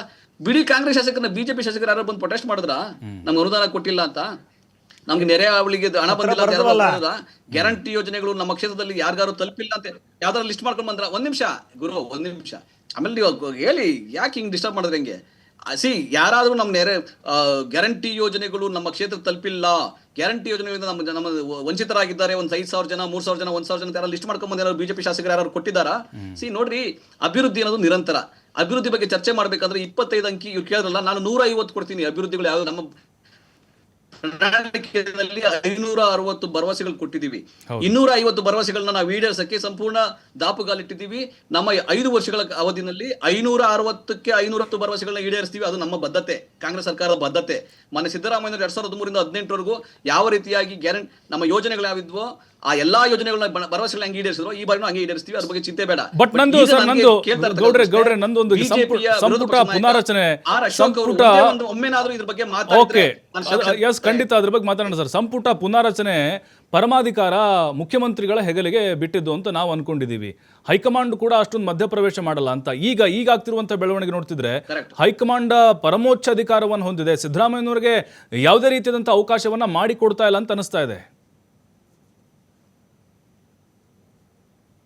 ಇಲ್ಲ, ಆ ರೀತಿ ಇಲ್ಲ, ಅದು ಸತ್ಯಕ್ಕೆ ದೂರ. ಯಾಕಂದ್ರೆ ಯಾವುದೇ ಸರ್ಕಾರಗಳಿದ್ರು ಕೂಡ ಮುಖ್ಯಮಂತ್ರಿಗೆ ಪರಮಾಧಿಕಾರ ಇರ್ತದೆ. ಏನು ಕ್ಯಾಬಿನೆಟ್ ನ ರೀಶ್ ಮಾಡ್ಲಿಕ್ಕೆ, ಎಕ್ಸ್ಪ್ಯಾಂಡ್ ಮಾಡ್ಲಿಕ್ಕೆ ಅಥವಾ ಯಾರು ಮಂತ್ರಿಯನ್ನು ಆಯ್ಕೆ ಮಾಡ್ಕೊಳ್ಳಿಕ್ಕೆ ಸಂಪೂರ್ಣ ಪರಮಾಧಿಕಾರ ಇರ್ತದೆ. ಆದ್ರೆ ಸಲಹೆಗಳು ಬರ್ಬೋದು. ಸಲಹೆಗಳು ಇವರು ಸೀನಿಯರ್ ಇದ್ದಾರೆ ಅಥವಾ ಇವರು ಜೂನಿಯರ್ ಇದ್ದಾರೆ, ಇವ್ರು ಕೆಲಸ ಮಾಡಿದ್ದಾರೆ, ಇವ್ರು ಕೆಲಸ ಮಾಡಿಲ್ಲ ಅಂತ ಯಾರು ಸಲಹೆಗಳು ಬರ್ಬೋದು. ಆದರೆ ಪರಮಾಧಿಕಾರ ಅಂತೂ ಮುಖ್ಯಮಂತ್ರಿಗಳ ಕೈನಲ್ಲೇ ಇರುತ್ತೆ. ಆದ್ರೂ ಒಂದು ಔಪಚಾರಿಕವಾಗಿ ಮುಖ್ಯಮಂತ್ರಿಗಳು ಏನ್ ಮಾಡ್ತಾ ಇದ್ದಾರೆ, ಕೆಪಿಸಿಸಿ ಅಧ್ಯಕ್ಷರಾದ ಮಾನ್ಯ ಡಿ.ಕೆ. ಶಿವಕುಮಾರ್ ಅವ್ರ ಜೊತೆ, ನಮ್ಮ ರಾಷ್ಟ್ರೀಯ ಅಧ್ಯಕ್ಷರಾದ ಮಾನ್ಯ ಖರ್ಗೆ ಅವ್ರ ಜೊತೆ, ಸುರ್ಜೇವಾಲಾ ಜೊತೆಗೆ ಒಂದು ಸಮಾಲೋಚನೆ ಮಾಡ್ತಾರೆ. ನೋಡಿ, ಇಂಥವ್ರು ಕೊಟ್ಟರೆ ಸಂಘಟನೆಗೆ ಅನುಕೂಲ ಆಗುತ್ತೆ. ಈ ಭಾಗದಲ್ಲಿ ಪ್ರಾದೇಶಿಕವಾರು, ಜಾತಿವಾರು, ಹಿರಿತನಕ್ಕೆ ಸೇರಿ ಸಂಬಂಧಪಟ್ಟಂಗೆ ಎಲ್ಲರನ್ನೂ ಒಳಗೊಂಡಂತೆ ಯಾವ ರೀತಿಯಾಗಿ ಸಾಮಾಜಿಕ ನ್ಯಾಯದಡಿನಲ್ಲಿ ಯಾರಿಗೆ ಮಂತ್ರಿಗಿರಿ ಕೊಡಬೇಕು ಅಂತ ಚರ್ಚೆ ಮಾಡಿ ಅವರು ಡೆಮಾಕ್ರೆಟಿಕ್ ಪ್ರೋಸೆಸ್ ಮಾಡಿ ಅದು ತೀರ್ಮಾನ ಮಾಡ್ತಾರೆ. ಹಾಗಾಗಿ ಮುಖ್ಯಮಂತ್ರಿಗಳಿಗೆ ಪರಮಾಧಿಕಾರ ಇದೆ, ಅದ್ರ ಬಗ್ಗೆ ಯಾವ ಸಂಶಯ ಬೇಡ. ಎಲ್ಲಾ ಮುಖ್ಯಮಂತ್ರಿಗಳು ಅದೇ ರೀತಿ ಮಾಡುವಂಥದ್ದು. ಹಾಗಾಗಿ ಹೈಕಮಾಂಡ್ ಏನಾದ್ರು ಇಂಟರ್ಫಿಯರ್ ಮಾಡ್ತದೆ, ಆ ಥರದ್ದೆಲ್ಲ ಸತ್ಯಕ್ಕೆ ದೂರವಾದ ಮಾತು. ಎಸ್ ಗೌಡ್ರೆ, ಬರ್ತೀನಿ. ಗೋವಿಂದರಾಜ್ ಸರ್, ಈಗ ಆಡಳಿತ ಮತ್ತೆ ಸ್ವಾಗತ. ಗೋವಿಂದರಾಜ್ ಸರ್, ಈಗ ಸರ್ಕಾರಕ್ಕೆ ಆಡಳಿತ ವಿರೋಧಿಯಲ್ಲಿ ಕಾಡ್ತಾ ಇದೆ. ಹಾಗಾಗಿನೇ ಅದನ್ನು ಬ್ಯಾಲೆನ್ಸ್ ಮಾಡಲಿಕ್ಕೆ ಅಥವಾ ಸಚಿವರ ಈ ಕಳಪೆ ಪ್ರದರ್ಶನ, ಪರ್ಫಾರ್ಮೆನ್ಸ್ ಏನು ಇಲಾಖೆಯಲ್ಲಿ ಕೆಲಸ ಆಗಿಲ್ಲ, ಹಾಗಾಗಿನೇ ಅದನ್ನು ಮುಚ್ಚಿ ಹಾಕಲಿಕ್ಕೆ, ಅದನ್ನು ಬ್ಯಾಲೆನ್ಸ್ ಮಾಡಲಿಕ್ಕೆ ಈ ಥರದ ಒಂದು ಸಚಿವ ಸಂಪುಟ ಪುನಾರಚನೆ ಮಾಡಲಾಗ್ತಿದೆ ಅನ್ನೋಂಥ ಒಂದು ಸತ್ಯ ಒಪ್ಕೊಳ್ತೀರಾ ನೀವು? ನೋಡಿ ಸರ್, ಖಂಡಿತವಾಗ್ಲಿ ಇವತ್ತು ಯಾವುದೇ ಇಲಾಖೆ ಸಚಿವರು ನೀವೊಂದು ಮಾರ್ಕ್ಸ್ ಕಾರ್ಡ್ ಅಂತ ಇರುತ್ತೆ. ಸೊ ಯಾವ್ಯಾವ ಸಚಿವರಿಗೆ ಎಷ್ಟು ಮಾರ್ಕ್ಸ್ ಕೊಡ್ಬೋದು ಅನ್ನೋದಕ್ಕೆ ಪಬ್ಲಿಕ್ ಹತ್ರ ಹೋಗ್ಬಿಟ್ರೆ ಇವತ್ತು ಕೊಡೋ ಕೆಲಸ ಮಾಡೇ ಮಾಡ್ತಾರೆ. ಇವತ್ತು ಯಾವೊಬ್ಬ ಸಚಿವರಿಗೂ ಇವತ್ತು 10ರಲ್ಲಿ ಎಷ್ಟು ಕೊಡ್ತೀರಾ ಅಂದರೆ 0 ಅಂತಲೇ ಹೇಳೋವಂಥ ಸ್ಥಿತಿ ನಿರ್ಮಾಣ ಆಗಿದೆ. ಯಾಕೆಂದರೆ ಅವರು ಕತ್ತು ಔಟ್ ಆಫ್ ಔಟ್ ತೊಗೊಳ್ತೀನಿ ಅನ್ನೋದು ಯಾವುದೇ, ಇನ್ಕ್ಲೂಡಿಂಗ್ ಮುಖ್ಯಮಂತ್ರಿಗಳು, ಸೊ ಯಾವುದೇ ಒಂದು ರೀತಿಯ ಒಂದು ಒಳ್ಳೆಯ ಕೆಲಸಗಳು ಮಾಡಿಲ್ಲದ್ರಿಂದ ಜನಕ್ಕೆಲ್ಲ ಒಂದು ಕಡೆ ಬೇಸರ ಅಂಥದ್ದು ಕೆಲಸ ಆಗಿದೆ. ಇದ್ರ ಜೊತೆಯಲ್ಲಿ ಸರ್, ಸೊ ಒಂದು ಕೆ.ಎನ್. ರಾಜಣ್ಣ ಅವರು ಹೇಳಿದ್ದು ಒಂದೇ ಒಂದು ವಾಕ್ಯದಲ್ಲಿ ಹೇಳೋವಂಥದ್ದಾದರೆ, ಸೊ ಇವರು ಕಾಂಗ್ರೆಸ್ನ ವಕ್ತಾವರು ಇಲ್ಲ ಆಗೋದಿಲ್ಲ, ಇಲ್ಲ ಬದಲಾವಣೆ, ಪುನರ್ರಚನೆ ಏನೋ ಒಂದು ಹೇಳ್ತಾ ಇದ್ದಾರಲ್ಲ. ಸೊ ಒಂದು ಕನ್ಫರ್ಮ್ ಮಾಡಲಿ. ಯಾಕಂದರೆ ಈಗ ಮೊನ್ನೆ ಸಿದ್ದರಾಮಯ್ಯನವರು 15ನೇ ತಾರೀಕು ಹೋಗಿ ರೀಶಫಲ್ ಮಾಡ್ಕೊಂಬರೋದಕ್ಕೆ ಪ್ರಯತ್ನ ಮಾಡ್ತಾರಾ, ಇಲ್ಲ ಡಿ ಕೆ ಶಿವಕುಮಾರ್ ಆಗಿ ನಾನು ಮುಖ್ಯಮಂತ್ರಿ ಆಗಿ ಬರೋದಕ್ಕೆ ಹೋಗ್ತಾರಾ? ಈಗ ನನಗೆ ಮಾಹಿತಿ ಇರ್ತಕ್ಕಂಥದ್ದು ಎಲ್ಲ ಒಂದು ಕಡೆ ನಾಳೆ ರಾಹುಲ್ ಗಾಂಧಿನ ಬೆಂಗಳೂರಿಗೆ ಬರ್ತಾ ಇದ್ದಾರೆ, ಸೊ ಅವರೆಲ್ಲ ಒಂದು ಕಡೆ ಸಭೆಗಳು ತೊಗೊಳ್ತಾರೆ ಅಂತ ಎಲ್ಲ ಒಂದು ಕಡೆ ನಾನು ಮಾಧ್ಯಮದ ಮೂಲಕ ಎಲ್ಲ ಒಂದು ಕಡೆ ಸುದ್ದಿ ನೋಡಿದೆ. ಭವಿಷ್ಯ ಬಂದರೆ ನನಗನ್ಸುತ್ತೆ ಇಲ್ಲೇ ಎಲ್ಲ ಒಂದು ಕಡೆ ಚರ್ಚೆ ಆಗೋದು, ಶಾಸಕರು ಸೇರಿಸುವಂಥದ್ದು ಬಂದಾಗ ಖಂಡಿತವಾಗ್ಲೂ ನಿರ್ಧಾರ ಆಗೋವಂಥ ಕೆಲಸ ಆಗುತ್ತೆ. ಯಾಕೆಂದರೆ ಕಾಂಗ್ರೆಸ್ನಲ್ಲಿ ಯಾವ ರೀತಿ ಇತ್ತು ಅಂದರೆ ಸರ್, ವೀರೇಂದ್ರ ಪಾಟೀಲ್ ಅವ್ರನ್ನ ಎಲ್ಲ ಒಂದು ಕಡೆ ಏರ್ಪೋರ್ಟಲ್ಲಿ ನಿಂತ್ಕೊಂಡು ಒಂದು ಚೀಟಿ ಬರೆದು ಕಳಿಸಿ ಇವ್ರನ್ನ ಬದಲಾವಣೆ ಮಾಡಿ ಇಂಥ ಉದಾಹರಣೆಗಳು ನಾವು ಕಾಂಗ್ರೆಸ್ಸಲ್ಲಿ ನೋಡಿದ್ದೀವಿ. ಅಂಥ ಘಟನೆಗಳು ಖಂಡಿತವಾಗ್ಲೂ ಏನೋ ಮರುಕಳಿಸ್ತಾವ ಇಲ್ಲ, ಎಲ್ಲ ಒಂದು ಕಡೆ ಸಿದ್ದರಾಮಯ್ಯನವ್ರನ್ನ ಮುಟ್ಟಿದ್ರೆ ಎಲ್ಲ ಒಂದು ಕಡೆ ಅಹಿಂದ ನಾಯಕನ್ನೆಲ್ಲ ಒಂದು ಕಡೆ ತೆಗೆಯೋದ್ರೆ ಇನ್ನೊಂದು ಸಮಸ್ಯೆ ಆಗುತ್ತಾ? ಈ ರೀತಿಯಾದ ಆಲೋಚನೆಗಳು ಖಂಡಿತವಾಗಿ ಕಾಂಗ್ರೆಸ್ ಹೈಕಮಾಂಡ್ ಯೋಚನೆ ಮಾಡುತ್ತಾ ಅನ್ನೋದನ್ನ ನಾವು ನೋಡಬೇಕು. ನಿಮ್ಮಲ್ಲೂ ಆಗಿತ್ತು, ಯಡಿಯೂರಪ್ಪನವರು ಕಣ್ಣೀರು ಹಾಕಿಸಿ ಕೇಳಗಿಳಿಸಿದ್ರಲ್ವಾ? ಖಂಡಿತ ಇಲ್ಲ ಸರ್. ನೋಡಿ, ಅದು ಸನ್ಮಾನ್ಯ ಯಡಿಯೂರಪ್ಪನವರೇ ತನ್ನ ಸ್ವಇಚ್ಛೆಯಿಂದ ಅವತ್ತು ಒಂದು ರಾಜೀನಾಮೆ ಕೊಟ್ಟು ಇನ್ನೊಬ್ರಿಗೆ ಅವಕಾಶ ಆಗಬೇಕು, ಪಾರ್ಟಿ ಬೆಳಿಬೇಕು ಅನ್ನೋ ದೂರದೃಷ್ಟಿಯ ಕಲ್ಪನೆ ಇಟ್ಕೊಂಡು ಮಾಡಿದಂಥ ಒಂದು ಅವಕಾಶ ಇನ್ನೊಬ್ರಿಗೆ ಅವಕಾಶ ಆಯಿತು. ಇವತ್ತು ಕಾಂಗ್ರೆಸ್ನಲ್ಲಿ ನಾವು ಹೇಳ್ತಾ ಇರೋದೇನೆಂದರೆ ಸರ್, ಎಲ್ಲವೂ ನಡೀತಾ ಇರ್ತಕ್ಕಂಥದ್ದು ಕಾಂಗ್ರೆಸ್ಸಿನ ಒಳಗಡೆಯಿಂದಲೇ. ಈಗ ಪ್ರತಿಯೊಂದು ವಿಚಾರನೂ CM ಕುರ್ಚಿ ವಿಚಾರವಾಗಿ ಪ್ರತಿ 2 ದಿನಕ್ಕೊಮ್ಮೆ 3 ದಿನಕ್ಕೊಮ್ಮೆ ಚರ್ಚೆ ಮಾಡ್ತಿರ್ತಕ್ಕಂಥವು ಅವ್ರದೇ ಶಾಸಕರುಗಳು, ಅದ್ರ ಜೊತೆಯಲ್ಲಿ ಸಚಿವರುಗಳು. ಈಗ ಯತೀಂದ್ರ ಅವ್ರು ಹೇಳಿದ್ರು ಮುಂದಿನ ಅಹಿಂದ ನಾಯಕ ಆಗಬೇಕು ಅಂದರೆ ಮುಂದಿನ ಸತೀಶ್ ಜಾರಕಿಹೊಳಿ ಆಗ್ರಂತೆ ಸುಮ್ಮನೆ ಹೇಳಿರ್ತಕ್ಕಂಥದ್ದಲ್ಲ ಸರ್. ಒಂದು ರಾಜಕೀಯವಾಗಿರ್ತಕ್ಕಂಥವ್ರು ಒಂದು ಎಲ್ಲ ಒಂದು ಕಡೆ ಚರ್ಚೆ ಮತ್ತು ವಿಶ್ಲೇಷಣೆ ಮಾಡೋಕೊಳ್ಟ್ರೆ ಖಂಡಿತವಾಗ್ಲೂ ಇದು ಒಂದು ಬದಲಾವಣೆಯ ಪರ್ವ ಹಾಗೇ ಆಗುತ್ತೆ, ಅದರಲ್ಲಿ ಎರಡೇ ಮಾತಿಲ್ಲ. ಆದರೆ ಇದು ಕರ್ನಾಟಕದ ಸ್ಥಿತಿ ನೋಡ್ತಾ ಇದ್ರೆ ನನಗನ್ನಿಸ್ತಾ ಇದೆ ಇತ್ಲಾಗ ಡಿ ಕೆ ಶಿವಕುಮಾರ್ ಒಂದು ಗುಂಪು ಮತ್ತು ಸಿದ್ದರಾಮಯ್ಯನ ಗುಂಪು ಸೇರಿ ಎಲ್ಲ ಒಂದು ಕಡೆ ಕುರ್ಚಿಗಾಗಿ ಕಾದಾಟ ಆಗಿ ಏನು ಬೇಕಾದ್ರೂ ಮುಂದಿನ ದಿನದಲ್ಲಿ ನಡೆಯುವಂಥ ಎಲ್ಲ ಲಕ್ಷಣಗಳು ಇವತ್ತು ಗೋಚರಿಸ್ತಾ ಇದೆ. ಸೊ ನನಗನ್ನಿಸುತ್ತೆ ಇವತ್ತೇನು ಡಿ ಕೆ ಶಿವಕುಮಾರ್ ಇವಾಗ ಏಕಾಏಕಿ ಇದಕ್ಕೆ ಹೋದ್ರು, ಡೆಲ್ಲಿಗೆ ಹೋದ್ರು. ಇವರು ನಟರಾಜ್ ಗೌಡ್ರು ಹೇಳ್ದಂಗೆ ಎಲ್ಲ ಒಂದು ಕಡೆ ಕಾಂಗ್ರೆಸ್ ಆಫೀಸ್ನ ಉದ್ಘಾಟನೆಗೆ ಇನ್ವೈಟ್ ಮಾಡೋಕ್ಕೆ ಅಂತ ಹೋಗಿರ್ತಕ್ಕಂಥದ್ದೇನಲ್ಲ ಅದು. ಇದ್ರ ಜೊತೆಯಲ್ಲಿ ಆಲ್ರೆಡಿ ಪನ್ನಣ್ಣ ನೆನ್ನೆನೇ ಹೋಗಿದ್ರು. ಪನ್ನಣ್ಣ ಇರ್ಬೋದು, ಈಶ್ವರ್ ಖಂಡ್ರೆ ಇರ್ಬೋದು, ಬೈರ್ತಿ ಸುರೇಶ್ ಅವರು ಈ ವಿಚಾರವಾಗಿ ಎಲ್ಲ ಒಂದು ಕಡೆ ಯತೀಂದ್ರ ಅವ್ರಿಗೆ ನೋಟಿಸ್ ಕೊಡಬೇಕಾ ಬೇಡವಾ ಅನ್ನೋ ವಿಚಾರ ಎಲ್ಲ ಹೈಕಮಾಂಡ್ಗೆ ಹೋಗಿ ಏನೋ ಆಗುತ್ತಾ ಅನ್ನೋ ಒಂದು ಮುಂದಾಲೋಚನೆ ಇಟ್ಕೊಂಡು ಅವ್ರು ಅಲ್ಲೇ ಹೋಗಿ ಟಿಕಾಣಿ ಹೂಡಿ ನಡೀತಾ ಇರ್ತಕ್ಕಂಥ ಎಲ್ಲ ಬೆಳವಣಿಗೆ ಅವರು ಚರ್ಚೆ ಮಾಡ್ತಾ ಇದ್ದಾರೆ ಅಂತ ನಮಗೆ ಸುದ್ದಿಗಳು ಬರ್ತಾ ಇದೆ. ಅಂದ್ರೆ ಡಿ ಕೆ ಶಿವಕುಮಾರ್ ಅವರು ಮಹಾರಾಷ್ಟ್ರದಲ್ಲಿ ಆದಂಗೆ ಅಜಿತ್ ಪವಾರ್ ಆಗ್ತಾರಾ ಅಂತೇಳಿ ನಿಮಗೆ ಅನುಮಾನ ಇದೆಯಾ? ಅದು ಕಾಂಗ್ರೆಸ್ನವರು ಹೇಳಬೇಕು ಸರ್, ನಮ್ಗೇನು ಗೊತ್ತಿಲ್ಲ. ಯಾಕೆಂದ್ರೆ ನಾವು ಯಾವುದೋ ಒಂದು ಆಸೆ ಪಟ್ಟು ಇವತ್ತು ಯಾವುದು ಇರ್ತಕ್ಕಂಥದ್ದು ಏನಿಲ್ಲ. ಇವತ್ತು ನಮಗೆ ಬೇಕಾಗಿರ್ತಕ್ಕಂಥದ್ದು ರಾಜ್ಯದ ಅಭಿವೃದ್ಧಿ ಬಗ್ಗೆ ನಾವು ಕೇಳಕ್ಕೆ ಕೊಟ್ಟಿದ್ದೀವಿ. ರಾಜ್ಯ ಅಭಿವೃದ್ಧಿ ಮಾಡಿ ಫಸ್ಟು. ನಿಮ್ಮ ಕಚ್ಚಾಟದಲ್ಲಿ ಇವತ್ತು ಬಡವಾಗಿರ್ತಕ್ಕಂಥದ್ದು ರಾಜ್ಯದ ಜನತೆ, ಅದನ್ನು ಮತ್ತೆ ಮತ್ತೆ ಮರುಕಳಿಸಂಗೆ ಅವಕಾಶ ಮಾಡ್ಕೊಬಿಡಿ. ನೀವೇನಾದರೂ ಮಾಡಿ ರಾಜ್ಯದ ಅಭಿವೃದ್ಧಿ ಕಡೆ ಗಮನ ಕೊಡಿ ಅನ್ನೋದು ಒಂದೇ ನಮ್ಮದು ಕೂಗಿರ್ತಕ್ಕಂಥದ್ದು. ಆದರೆ ಇವತ್ತು ಈ ಸರ್ಕಾರಕ್ಕೆ ಕಿವಿಯಿಂದ ಕೇಳಿಸ್ಕೊಂತಲಿಲ್ಲ, ಎಲ್ಲ ಒಂದು ಕಡೆ ಒಳ್ಳೆ ಕಣ್ಣಿಂದ ನೋಡ್ತಲಿಲ್ಲ ಇಡೀ ರಾಜ್ಯದಲ್ಲಿ ಏನಾಗ್ತಾ ಇದೆ. ಸರ್ ಒಂದು ಹೇಳಬೇಕು ಅಂದರೆ sir, it's A failure government, it's A failure government. ಯಾಕೆಂದರೆ ಒಂದು ಎಲ್ಲ ಒಂದು ಕಡೆ ಜಿಲ್ಲಾ ಉಸ್ತುವಾರಿ ಸಚಿವರುಗಳು ಇವತ್ತು 3 ತಿಂಗಳಿಗೋ 1 ತಿಂಗಳಿಗೊಮ್ಮೆ ಎಲ್ಲ ಒಂದು ಕಡೆ ಎಲ್ಲ ಜಿಲ್ಲೆಗೆ ಹೋಗ್ಬಿಟ್ಟು ಸಭೆಗಳು ಮಾಡಿ ಜಿಲ್ಲೆಯ ಸಮಸ್ಯೆಗಳ ಬಗ್ಗೆ ಎಲ್ಲ ಒಂದು ಕಡೆ ಒಂದು ವರದಿ ತೊಗೊಂಬರ್ತಿದ್ರು. ಯಾರು ವರದಿ ತೊಗೊಂಬಂದು CM ಹತ್ತ ಕೂತ್ಕೊಂಡು ಸಭೆಗಳು ಆಗ್ತಾ ಇದ್ದು, ವಾರ ಮೀಟಿಂಗ್ ನಡೀತಾ ಇತ್ತು. ಯಾವುದೋ ಒಂದು ಎಕ್ಸಾಂಪಲ್ ಕಣ್ಣಿಗೆ ಕಾಣ್ತಲಿಲ್ಲ. ಇದು ಇರ್ತಕ್ಕಂಥದ್ದು. ಇವೆಲ್ಲ ಇದಕ್ಕೆಲ್ಲ ಗೊಂದಲ ಏನಂದರೆ ಸರ್, CM ಕುರ್ಚಿ ಕಾದಾಟ, CM ಕುರ್ಚಿ ಕಾದಾಟ.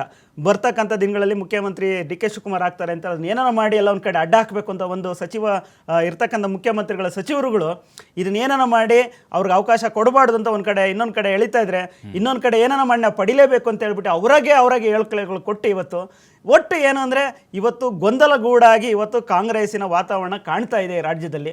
ಇದು ಮುಂದೆ ನೋಡೋಣ, ಬರ್ತಕ್ಕಂಥ ಇನ್ನೇನು ನವೆಂಬರ್ ಕ್ರಾಂತಿ 15ನೇ ತಾರೀಕು ಆದಮೇಲೆ, ಯಾಕೆಂದರೆ ಬಿಹಾರ್ ಚುನಾವಣೆ ಆದ ನಂತರ ಯಾವ ರೀತಿ ಆದ್ರೂ ಬೇಕಾದ್ರೂ ಘಟಿಸ್ಬೋದು, ಕಾದ್ ನೋಡೋಣ. ಎಸ್ ನಟರಾಜ್ ಗೌಡ್ರೆ, ಈಗ ಮಾನದಂಡಗಳು ಏನು ಸರ್? ಈಗ ರೀಶಫಲ್ ಆಗುತ್ತೆ ಅನ್ನೋದಾದರೆ ಈಗ ಯಾವ ಆಧಾರದ ಮೇಲೆ ನೀವು ಪ್ರಾದೇಶಿಕವಾರು, ಸಮುದಾಯ, ಅದೆಲ್ಲ ಜಾತಿ ಅವೆಲ್ಲ ಪರಿಗಣಿಸ್ತೀರಿ. ಬಟ್ ಈಗ ಸಚಿವರನ್ನ ಕೈ ಬಿಡುವಂಥ ಉದ್ದೇಶನ ಕಳಪೆ ಪ್ರದರ್ಶನ ತೋರದಂಥವ್ರನ್ನ ಕೈ ಬಿಡ್ತಾ ಇದ್ದೀರೋ, ಅಥವಾ ಸಂಘಟನೆ ಯಾರ್ಯಾರು ಮುಂದಾಗ್ತಾ ಇಲ್ಲ ಅಂಥವ್ರಿಗೆ ಜವಾಬ್ದಾರಿ ಕೊಟ್ಟು ಈ ರೀತಿ ಬೆಳವಣಿಗೆ ಆಗಲಿ ಅಂತ ಬದಲಾವಣೆ ಮಾಡ್ಲಿಕ್ಕೆ ಮುಂದಾಗ್ತಿದ್ರೆ ಹೇಗೆ? ಇಲ್ಲ, ಆ ಥರದ್ದೇನೂ ಇಲ್ಲ. ನೋಡಿ, ಈಗ ನಮ್ಮಲ್ಲಿ ಬಹಳ ಸೀನಿಯರ್ಗಳಿರ್ತಕ್ಕಂತಹ ಬಹಳ ಜನ ಶಾಸಕರಿದ್ದಾರೆ. 4 ಬಾರಿ ಗೆದ್ದವರು, 5 ಬಾರಿ ಗೆದ್ದವರು, 6 ಬಾರಿ ಗೆದ್ದವರು, 8 ಬಾರಿ ಗೆದ್ದವರು, 7 ಬಾರಿ ಗೆದ್ದವರು, ಬಹಳ ಜನ ಶಾಸಕರುಗಳಿದ್ದಾರೆ. ಅವರೆಲ್ಲರಿಗೂ ಅರ್ಹತೆಯಲ್ಲಿ, ಹಿರಿತನದಲ್ಲಿ, ಜ್ಞಾನ ಅನುಭವದಲ್ಲಿ ಎಲ್ಲರೂ ಮಂತ್ರಿಗಳಾಗ್ಲಿಕ್ಕೆ ಎಲ್ಲರೂ ಅರ್ಹರಿದ್ದಾರೆ. ಆದರೆ ನಮ್ಗಿಲ್ಲ ಆಗಿರ್ತಕ್ಕಂಥದ್ದೇನು, ಇರ್ತಕ್ಕಂಥ 33 ಜನ ಮಂತ್ರಿಗಳು ಮಾತ್ರ ಮಾಡ್ಬೋದು. 136 ಗೆದ್ದಿದ್ವಿ, ಇಂಡಿಪೆಂಡೆಂಟ್ಸ್ಗಳು ಸಪೋರ್ಟು, ಮತ್ತೆ ಬೈ ಎಲೆಕ್ಷನ್ 3 ಬೈ ಎಲೆಕ್ಷನ್ ಕೂಡ ನಾವು ಗೆದ್ಕೊಂಡ್ವಿ. ಸೊ ನಮ್ಮಲ್ಲಿ ಈಗ 140 ಜನ ಶಾಸಕರಾಗಿ ಯಾರಿಗೆ ಅವಕಾಶಗಳನ್ನ ಕೊಡಬೇಕು ಅಂತ ಇದ್ದಾಗ ನ್ಯಾಚುರಲ್ ಆಗಿ ತುಂಬಾ ಜನಕ್ಕೆ ನಿಗಮ ಮಂಡಳಿ ಕೊಟ್ಟರು, ಆದ್ರೂ ಕೂಡ ಕೆಲವರು ನಿಗಮ ಮಂಡಳಿ ತಗೊಳ್ಳಿಲ್ಲ, ಅವ್ರಿಗೆಲ್ಲ ಮಂತ್ರಿಗಿರಿ ಕೊಡ್ಲೇಬೇಕಂತ ಹೇಳಿ ಮುಂಚೆನೆ ಚರ್ಚೆ ಆಗಿದೆ. 2.5 ವರ್ಷಗಳಾದ ನಂತರ ರೀಶಫಲ್ ಅನ್ನೋದೊಂದು ಚರ್ಚೆ ಆಗಿದೆ. ಇದು ಸ್ವಾಭಾವಿಕ ಕೂಡ, ಅದ್ರೊಳಗೆ ಏನು ದೊಡ್ಡ ಯಾರೋ ಕಳಪೆ ಸಾಧನೆ ಮಾಡ್ತಾವ್ರೆ, ಯಾರೋ ಜಾಸ್ತಿ ಸಾಧನೆ ಮಾಡ್ತಾವ್ರೆ ಅಥವಾ ಅಲ್ಲಗಳಿಗೆ ಸಾಧ್ಯ ಆಗೋದಿಲ್ಲ. ಯಾಕಂದ್ರೆ ಎಲ್ಲಾ ಮಂತ್ರಿಗಳು ಕೂಡ 33 ಮಂತ್ರಿಗಳು ಕೂಡ ಅವ್ರು ಕೊಟ್ಟಂತಹ ಜವಾಬ್ದಾರಿಯನ್ನ, ಅವ್ರು ಕೊಟ್ಟಂತಹ ಜಿಲ್ಲಾ ಉಸ್ತುವಾರಿಯನ್ನ ಪ್ರತಿ ತಿಂಗಳು ಮೀಟಿಂಗ್ಗಳನ್ನ ಮಾಡಿ ಅಲ್ಲಿ ಅಭಿವೃದ್ಧಿ ಕಾರ್ಯಗಳನ್ನ ಶಂಕುಸ್ಥಾಪನೆ ಮಾಡಿ ಕೆಲವು ಇನಾಗ್ರೇಷನ್ ಮಾಡಿ ಎಲ್ಲಾ ಸಮಯದಲ್ಲೂ ಕೆಲಸ ಮಾಡಿದ್ದಾರೆ. ಬಿಜೆಪಿ ಶಾಸಕರಾಗ್ಲಿ, ಬಿಜೆಪಿ ಸಂಸದರಾಗ್ಲಿ, ಬಿಜೆಪಿ ಪಕ್ಷಕ್ಕಾಗ್ಲಿ ಆತರ ಅಭಿವೃದ್ಧಿ ನೋಡೂ ಇಲ್ಲ, ಅವ್ರು ಮಾಡೂ ಇಲ್ಲ. ಅವ್ರಿಗೆ ಅದ್ರ ಬಗ್ಗೆ ಮಾಹಿತಿ ಗೊತ್ತಾಗೋದಿಲ್ಲ, ಮಾಹಿತಿ ಗೊತ್ತಿದ್ರೆ ಅವ್ರು ಮಾತಾಡೋದಿಲ್ಲ. ಅದಕ್ಕೇನೆ ಬಿಜೆಪಿಯ ರಾಜ್ಯಾಧ್ಯಕ್ಷ ಮತ್ತೆ ಆರ್ ಅಶೋಕ್ ಅವರು ಇಬ್ರು ಕೂಡ ಮಾತಾಡೋದಿಲ್ಲ ಅದ್ರ ಬಗ್ಗೆ. ಯಾಕಂದ್ರೆ ಅವ್ರಿಗೆ ಗೊತ್ತು ಚೆನ್ನಾಗಿ ಕೆಲಸ ಆಗ್ತಾ ಇದೆ ಅಂತ. ಇಲ್ಲಿ ನಮ್ಗೆ ಇಂಪಾರ್ಟೆಂಟ್ ಏನಂದ್ರೆ ಜಾತಿವಾರು, ಪ್ರಾದೇಶಿಕವಾರು, ಹಿರಿತನ ಮತ್ತೆ ಹೊಸಬರಿಗೆ ಎಲ್ಲವನ್ನು ಒಂದು ಸಮೀಕರಣ ಮಾಡಿ ಅವಕಾಶಗಳನ್ನ ಮಾಡಿಕೊಡ್ತಾರೆ. ಅದೊಂದು ರೀಶಫಲ್ ಆಗುತ್ತೆ. ಎಷ್ಟು ಜನಕ್ಕೆ ಹೊಸದಾಗಿ ಸೇರಿಸ್ತಾರೆ, ಎಷ್ಟು ಜನಕ್ಕೆ ಬಿಡ್ತಾರೆ ಅಂತ ನಮ್ಗೆ ಮಾಹಿತಿ ಇಲ್ಲ.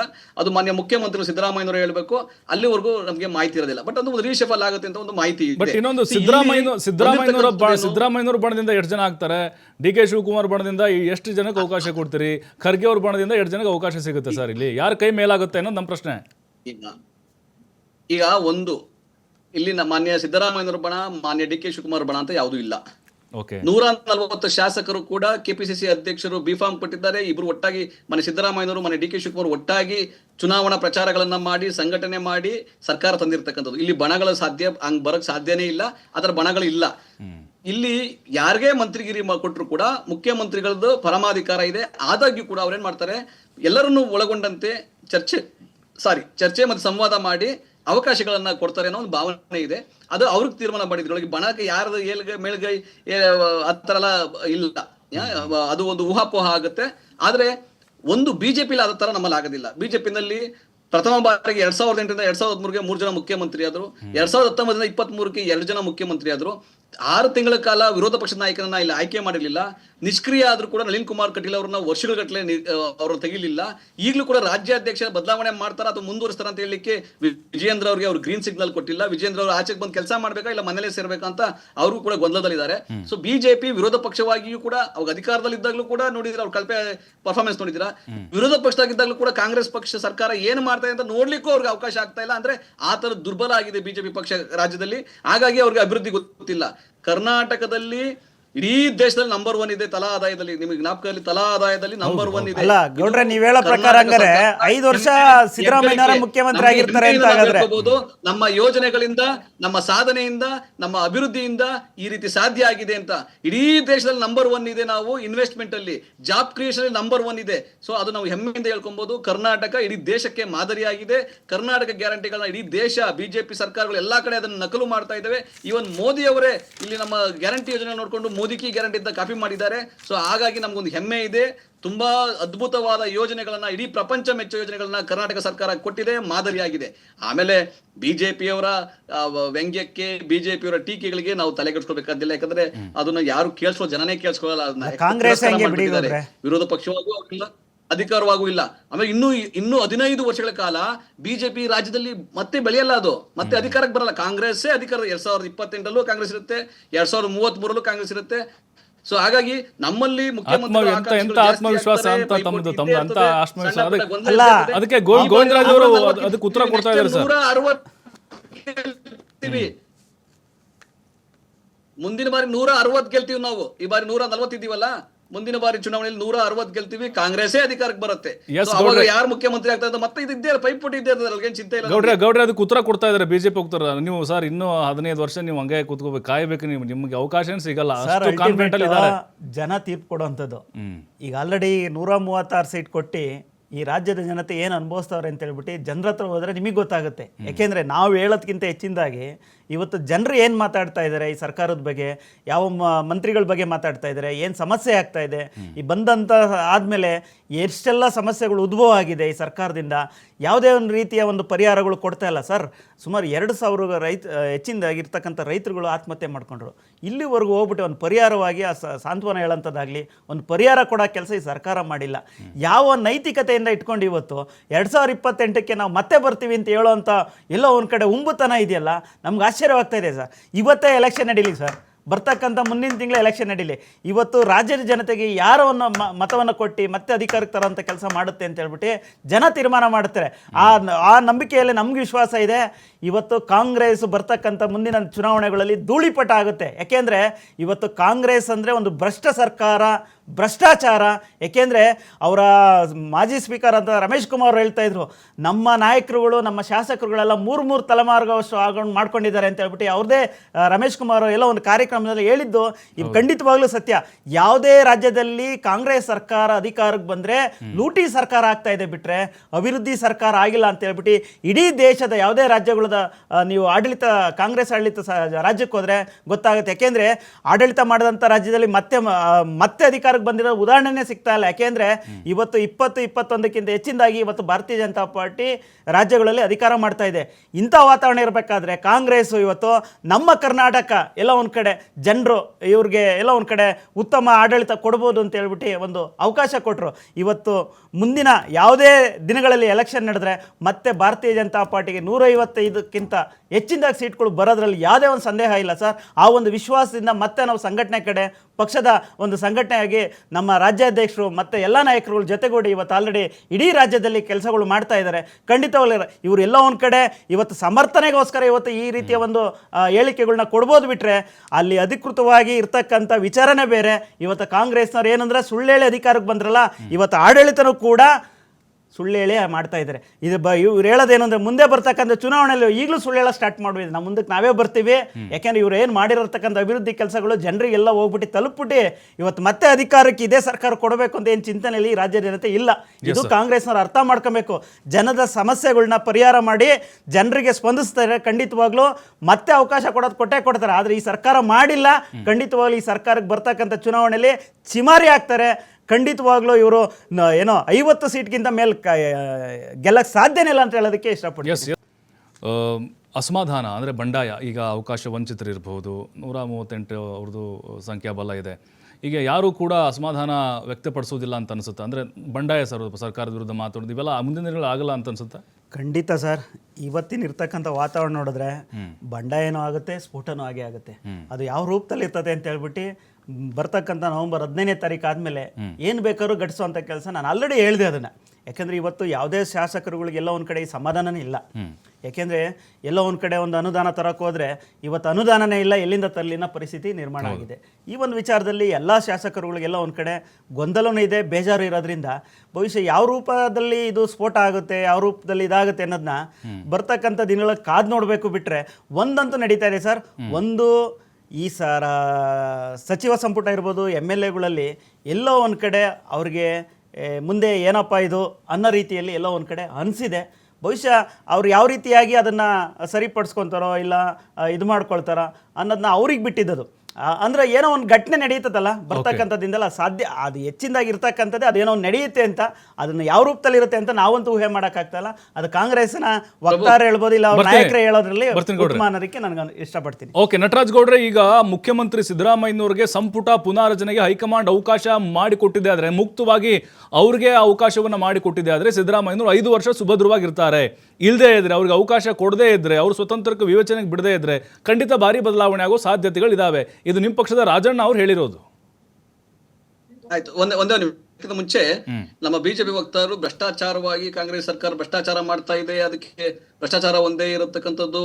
ರಮೇಶ್ ಕುಮಾರ್ ಅವರು ಏನೋ ಹೇಳ್ಬಿಟ್ಟಿದ್ರು, ರಮೇಶ್ ಕುಮಾರ್ ಭ್ರಷ್ಟಾಚಾರ ಮಾಡಿ ಸಂಪಾದನೆ ಮಾಡಿದ್ರಿ ಅಂತ ಹೇಳಿಲ್ಲ. ಭ್ರಷ್ಟಾಚಾರ ಮಾಡ್ದಲೆ ಎಲ್ಲರೂ ದುಡಿದು, ಯಾಕಂದ್ರೆ ಕಾಂಗ್ರೆಸ್ ಸರ್ಕಾರಗಳು ಬಂದಾಗ ಶಾಸಕರಾಗ್ಲಿ ಕೇವಲ ಜನಸೇವೆಗೋಸ್ಕರ ಅವರು ಕೆಲವು ಉದ್ಯಮಿಗಳಾಗಿದ್ದಾರೆ, ಶಿಕ್ಷಣ ತಜ್ಞರಾಗಿದ್ದಾರೆ, ಕೆಲವರು ರೈತಾಪಿ ವರ್ಗದಲ್ಲಿ ಸಂಪಾದನೆ ಮಾಡ್ತಾರೆ, ಕೆಲವರು ರಿಯಲ್ ಎಸ್ಟೇಟ್ ಮಾಡ್ತಾರೆ, ಕೆಲವರು ಇಂಡಸ್ಟ್ರಿಗಳು ಕಟ್ತಾರೆ. ಆ ತರ ಮಾಡಿದ್ದಾರೆ ಹೊರತು ಭ್ರಷ್ಟಾಚಾರ ಮಾಡಿದ್ದಾರೆ ಅಂತ ಹೇಳಿಲ್ಲ. ಅದನ್ನ ಗಮನಿಸಬೇಕು. ಎರಡನೇದು, ಮುಖ್ಯಮಂತ್ರಿ ಬಿಜೆಪಿ ಸರ್ಕಾರದಲ್ಲಿ ಇದ್ದಾಗ ಬಿಜೆಪಿ ಮುಖ್ಯಮಂತ್ರಿಯನ್ನ ಬಿಜೆಪಿ ಕುರ್ಚಿ ಮೇಲಿಂದನೇ ಕರ್ಕೊಂಡೋಗಿ ಜೈಲ್ಗೆ ಹಾಕಿದ್ರು. ಕರ್ನಾಟಕದಲ್ಲಿ ಇತಿಹಾಸದಲ್ಲಿ ನಡೆದಿರಲಿಲ್ಲ. ಭ್ರಷ್ಟಾಚಾರದ ಬಗ್ಗೆ ಬಿಜೆಪಿ ಅವ್ರು ಮಾತಾಡೋದು ಆಶ್ಚರ್ಯ, ಹಾಸ್ಯಾಸ್ಪದ ಅಂತ ಆಗುತ್ತೆ. ಅವರ 1 ಡಜನ್ ಮಂತ್ರಿಗಳು ಪರಪನ ಅಗ್ರಹಾರದ ಮಖವನ್ನು ನೋಡಿದ್ರು ಬಿಜೆಪಿ ಸರ್ಕಾರ ಇದ್ದಾಗ. ಇದು ವಾಸ್ತವ. ಆಮೇಲೆ ನೀವು ಹೇಳ್ತಾ ಇರ್ತಕ್ಕಂಥದ್ದು ರಾಜಣ್ಣ ಅವರು ಹೇಳಿಕೆ ಪ್ರಕಾರ ಹೇಳೋದಾದ್ರೆ, ಮುಖ್ಯಮಂತ್ರಿಗಳಿಗೆ ಯಾವತ್ತೇ ಆಗ್ಲಿ, ನಾವು ಇಲ್ಲಿವರೆಗೂ ಇತಿಹಾಸ ಕಂಡಂಗೆ ಕಾಂಗ್ರೆಸ್ ಸರ್ಕಾರಗಳಿದ್ದಾಗ ಮುಖ್ಯಮಂತ್ರಿಗಳ ವಿವೇಚನೆಗೆ ಬಿಟ್ಟದ್ದು. ಯಾವುದು ಮಂತ್ರಿಮಂಡಲ ವಿಸ್ತರಣೆ, ಪುನರ್ರಚನೆ ಅಥವಾ ಯಾವುದೇ ಬದಲಾವಣೆ ಇದು ಮಂತ್ರಿಮಂಡಲದಲ್ಲಿ ಮುಖ್ಯಮಂತ್ರಿಗಳ ವಿವೇಚನೆಗೆ ಬಿಟ್ಟದ್ದು. ಸಂಪೂರ್ಣವಾಗಿ ಅವರಿಗೆ ಸ್ವತಂತ್ರ ಇರ್ತದೆ, ಯಾರೂ ಕೂಡ ಇಂಟರ್ಫಿಯರ್ ಮಾಡಲ್ಲ. ಅವ್ರ ಸಲಹೆಗಳೇನಾದ್ರೆ ಸಲಹೆಗಳು ಕೊಡ್ಬೋದು, ಕೆಪಿಸಿಸಿ ಅಧ್ಯಕ್ಷರ ಮುಖಾಂತರ ಸಲಹೆಗಳು ಕೊಡ್ಬೋದೇ ಹೊರತು ಮಾನ್ಯ ಖರ್ಗೆ ಅವರು ಕರ್ನಾಟಕದವರೇ ಆದ್ರಿಂದ ಮಾನ್ಯ ಡಿ.ಕೆ. ಶಿವಕುಮಾರ್ ಅವರು, ಮಾನ್ಯ ಖರ್ಗೆ ಅವರು, ರಾಹುಲ್ ಗಾಂಧಿ ಅವರು, ಸುರ್ಜೇವಾಲಾ ಅವರು, ಮಾನ್ಯ ಸಿದ್ದರಾಮಯ್ಯ ಅವರು ಚರ್ಚೆ ಮಾಡ್ತಾರೆ ಒಂದು ಔಪಚಾರಿಕತೆಯಿಂದ, ಒಂದು ಇಂಟರ್ನಲ್ ಡೆಮಾಕ್ರಸಿಗೋಸ್ಕರ. ಅದ್ ಬಿಟ್ರೆ ಯಾವುದೇ ಕಾರಣಕ್ಕಾಗಿ ಆ ರೀತಿಯ ವ್ಯವಸ್ಥೆ ಬರೋದಿಲ್ಲ. ಒಂದು ಮಾನ್ಯ ಡಿ.ಕೆ. ಶಿವಕುಮಾರ್ ಅವರು ಮುಖ್ಯಮಂತ್ರಿ ಆಗ್ಲಿಕ್ಕೆ ಪ್ರಯತ್ನ ಮಾಡ್ತಾರೆ ಅಥವಾ ಇದು ಮಾಡ್ತಾರೆ ಅನ್ನೋದು ಸುದ್ದಿನೇ ಹೊರತು ಮಾನ್ಯ ಡಿ.ಕೆ. ಶಿವಕುಮಾರ್ ಅವರು ಉಪಮುಖ್ಯಮಂತ್ರಿ ಆಗಿದ್ದಾರೆ, ಬೆಂಗಳೂರಿನ ಉಸ್ತುವಾರಿ ಸಚಿವರಾಗಿದ್ದಾರೆ, ಅವ್ರಿಗೆ ನೀರಾವರಿ ಸಚಿವರ ಖಾತೆ ಇದೆ, ಅವ್ರಿಗೆ ಕೆಪಿಸಿ ಅಧ್ಯಕ್ಷರಾಗೂ ಮುಂದುವರೆದಿದ್ದಾರೆ. ಸೊ ಹಾಗಾಗಿ ಅವರು ಯಾವುದೇ ರೀತಿಯಾಗಿ ತರಾತುರಿಲಂತೂ ಇಲ್ಲ. ಆಮೇಲೆ ಸರ್ಕಾರವನ್ನ ಸುಸ್ಥಿರವಾಗಿ ಇಟ್ಕೊಂಡು ಸರ್ಕಾರದ ಒಳ್ಳೆ ಅಭಿವೃದ್ಧಿ ಕೊಟ್ಕೊಂಡು ಮುಂದಿನ ಚುನಾವಣೆಗೆ ನಾವು ಬಿಬಿಎಂಪಿ ಇಂದ ಈಗ ಜಿಬಿಎ ಆಗಿದೆ, ಜಿಬಿಎ ಚುನಾವಣೆಗೆ ಮತ್ತೆ ಜಿಲ್ಲಾ ಪಂಚಾಯತ್, ತಾಲೂಕು ಪಂಚಾಯತ್ ಚುನಾವಣೆಗೆ ಮತ್ತೆ ಮುಂದಿನ ವಿಧಾನಸಭಾ ಚುನಾವಣೆಗೂ ನಾವು ತಯಾರಿಗಳನ್ನ ನಡೆಸ್ತಾ ಇದೀವಿ.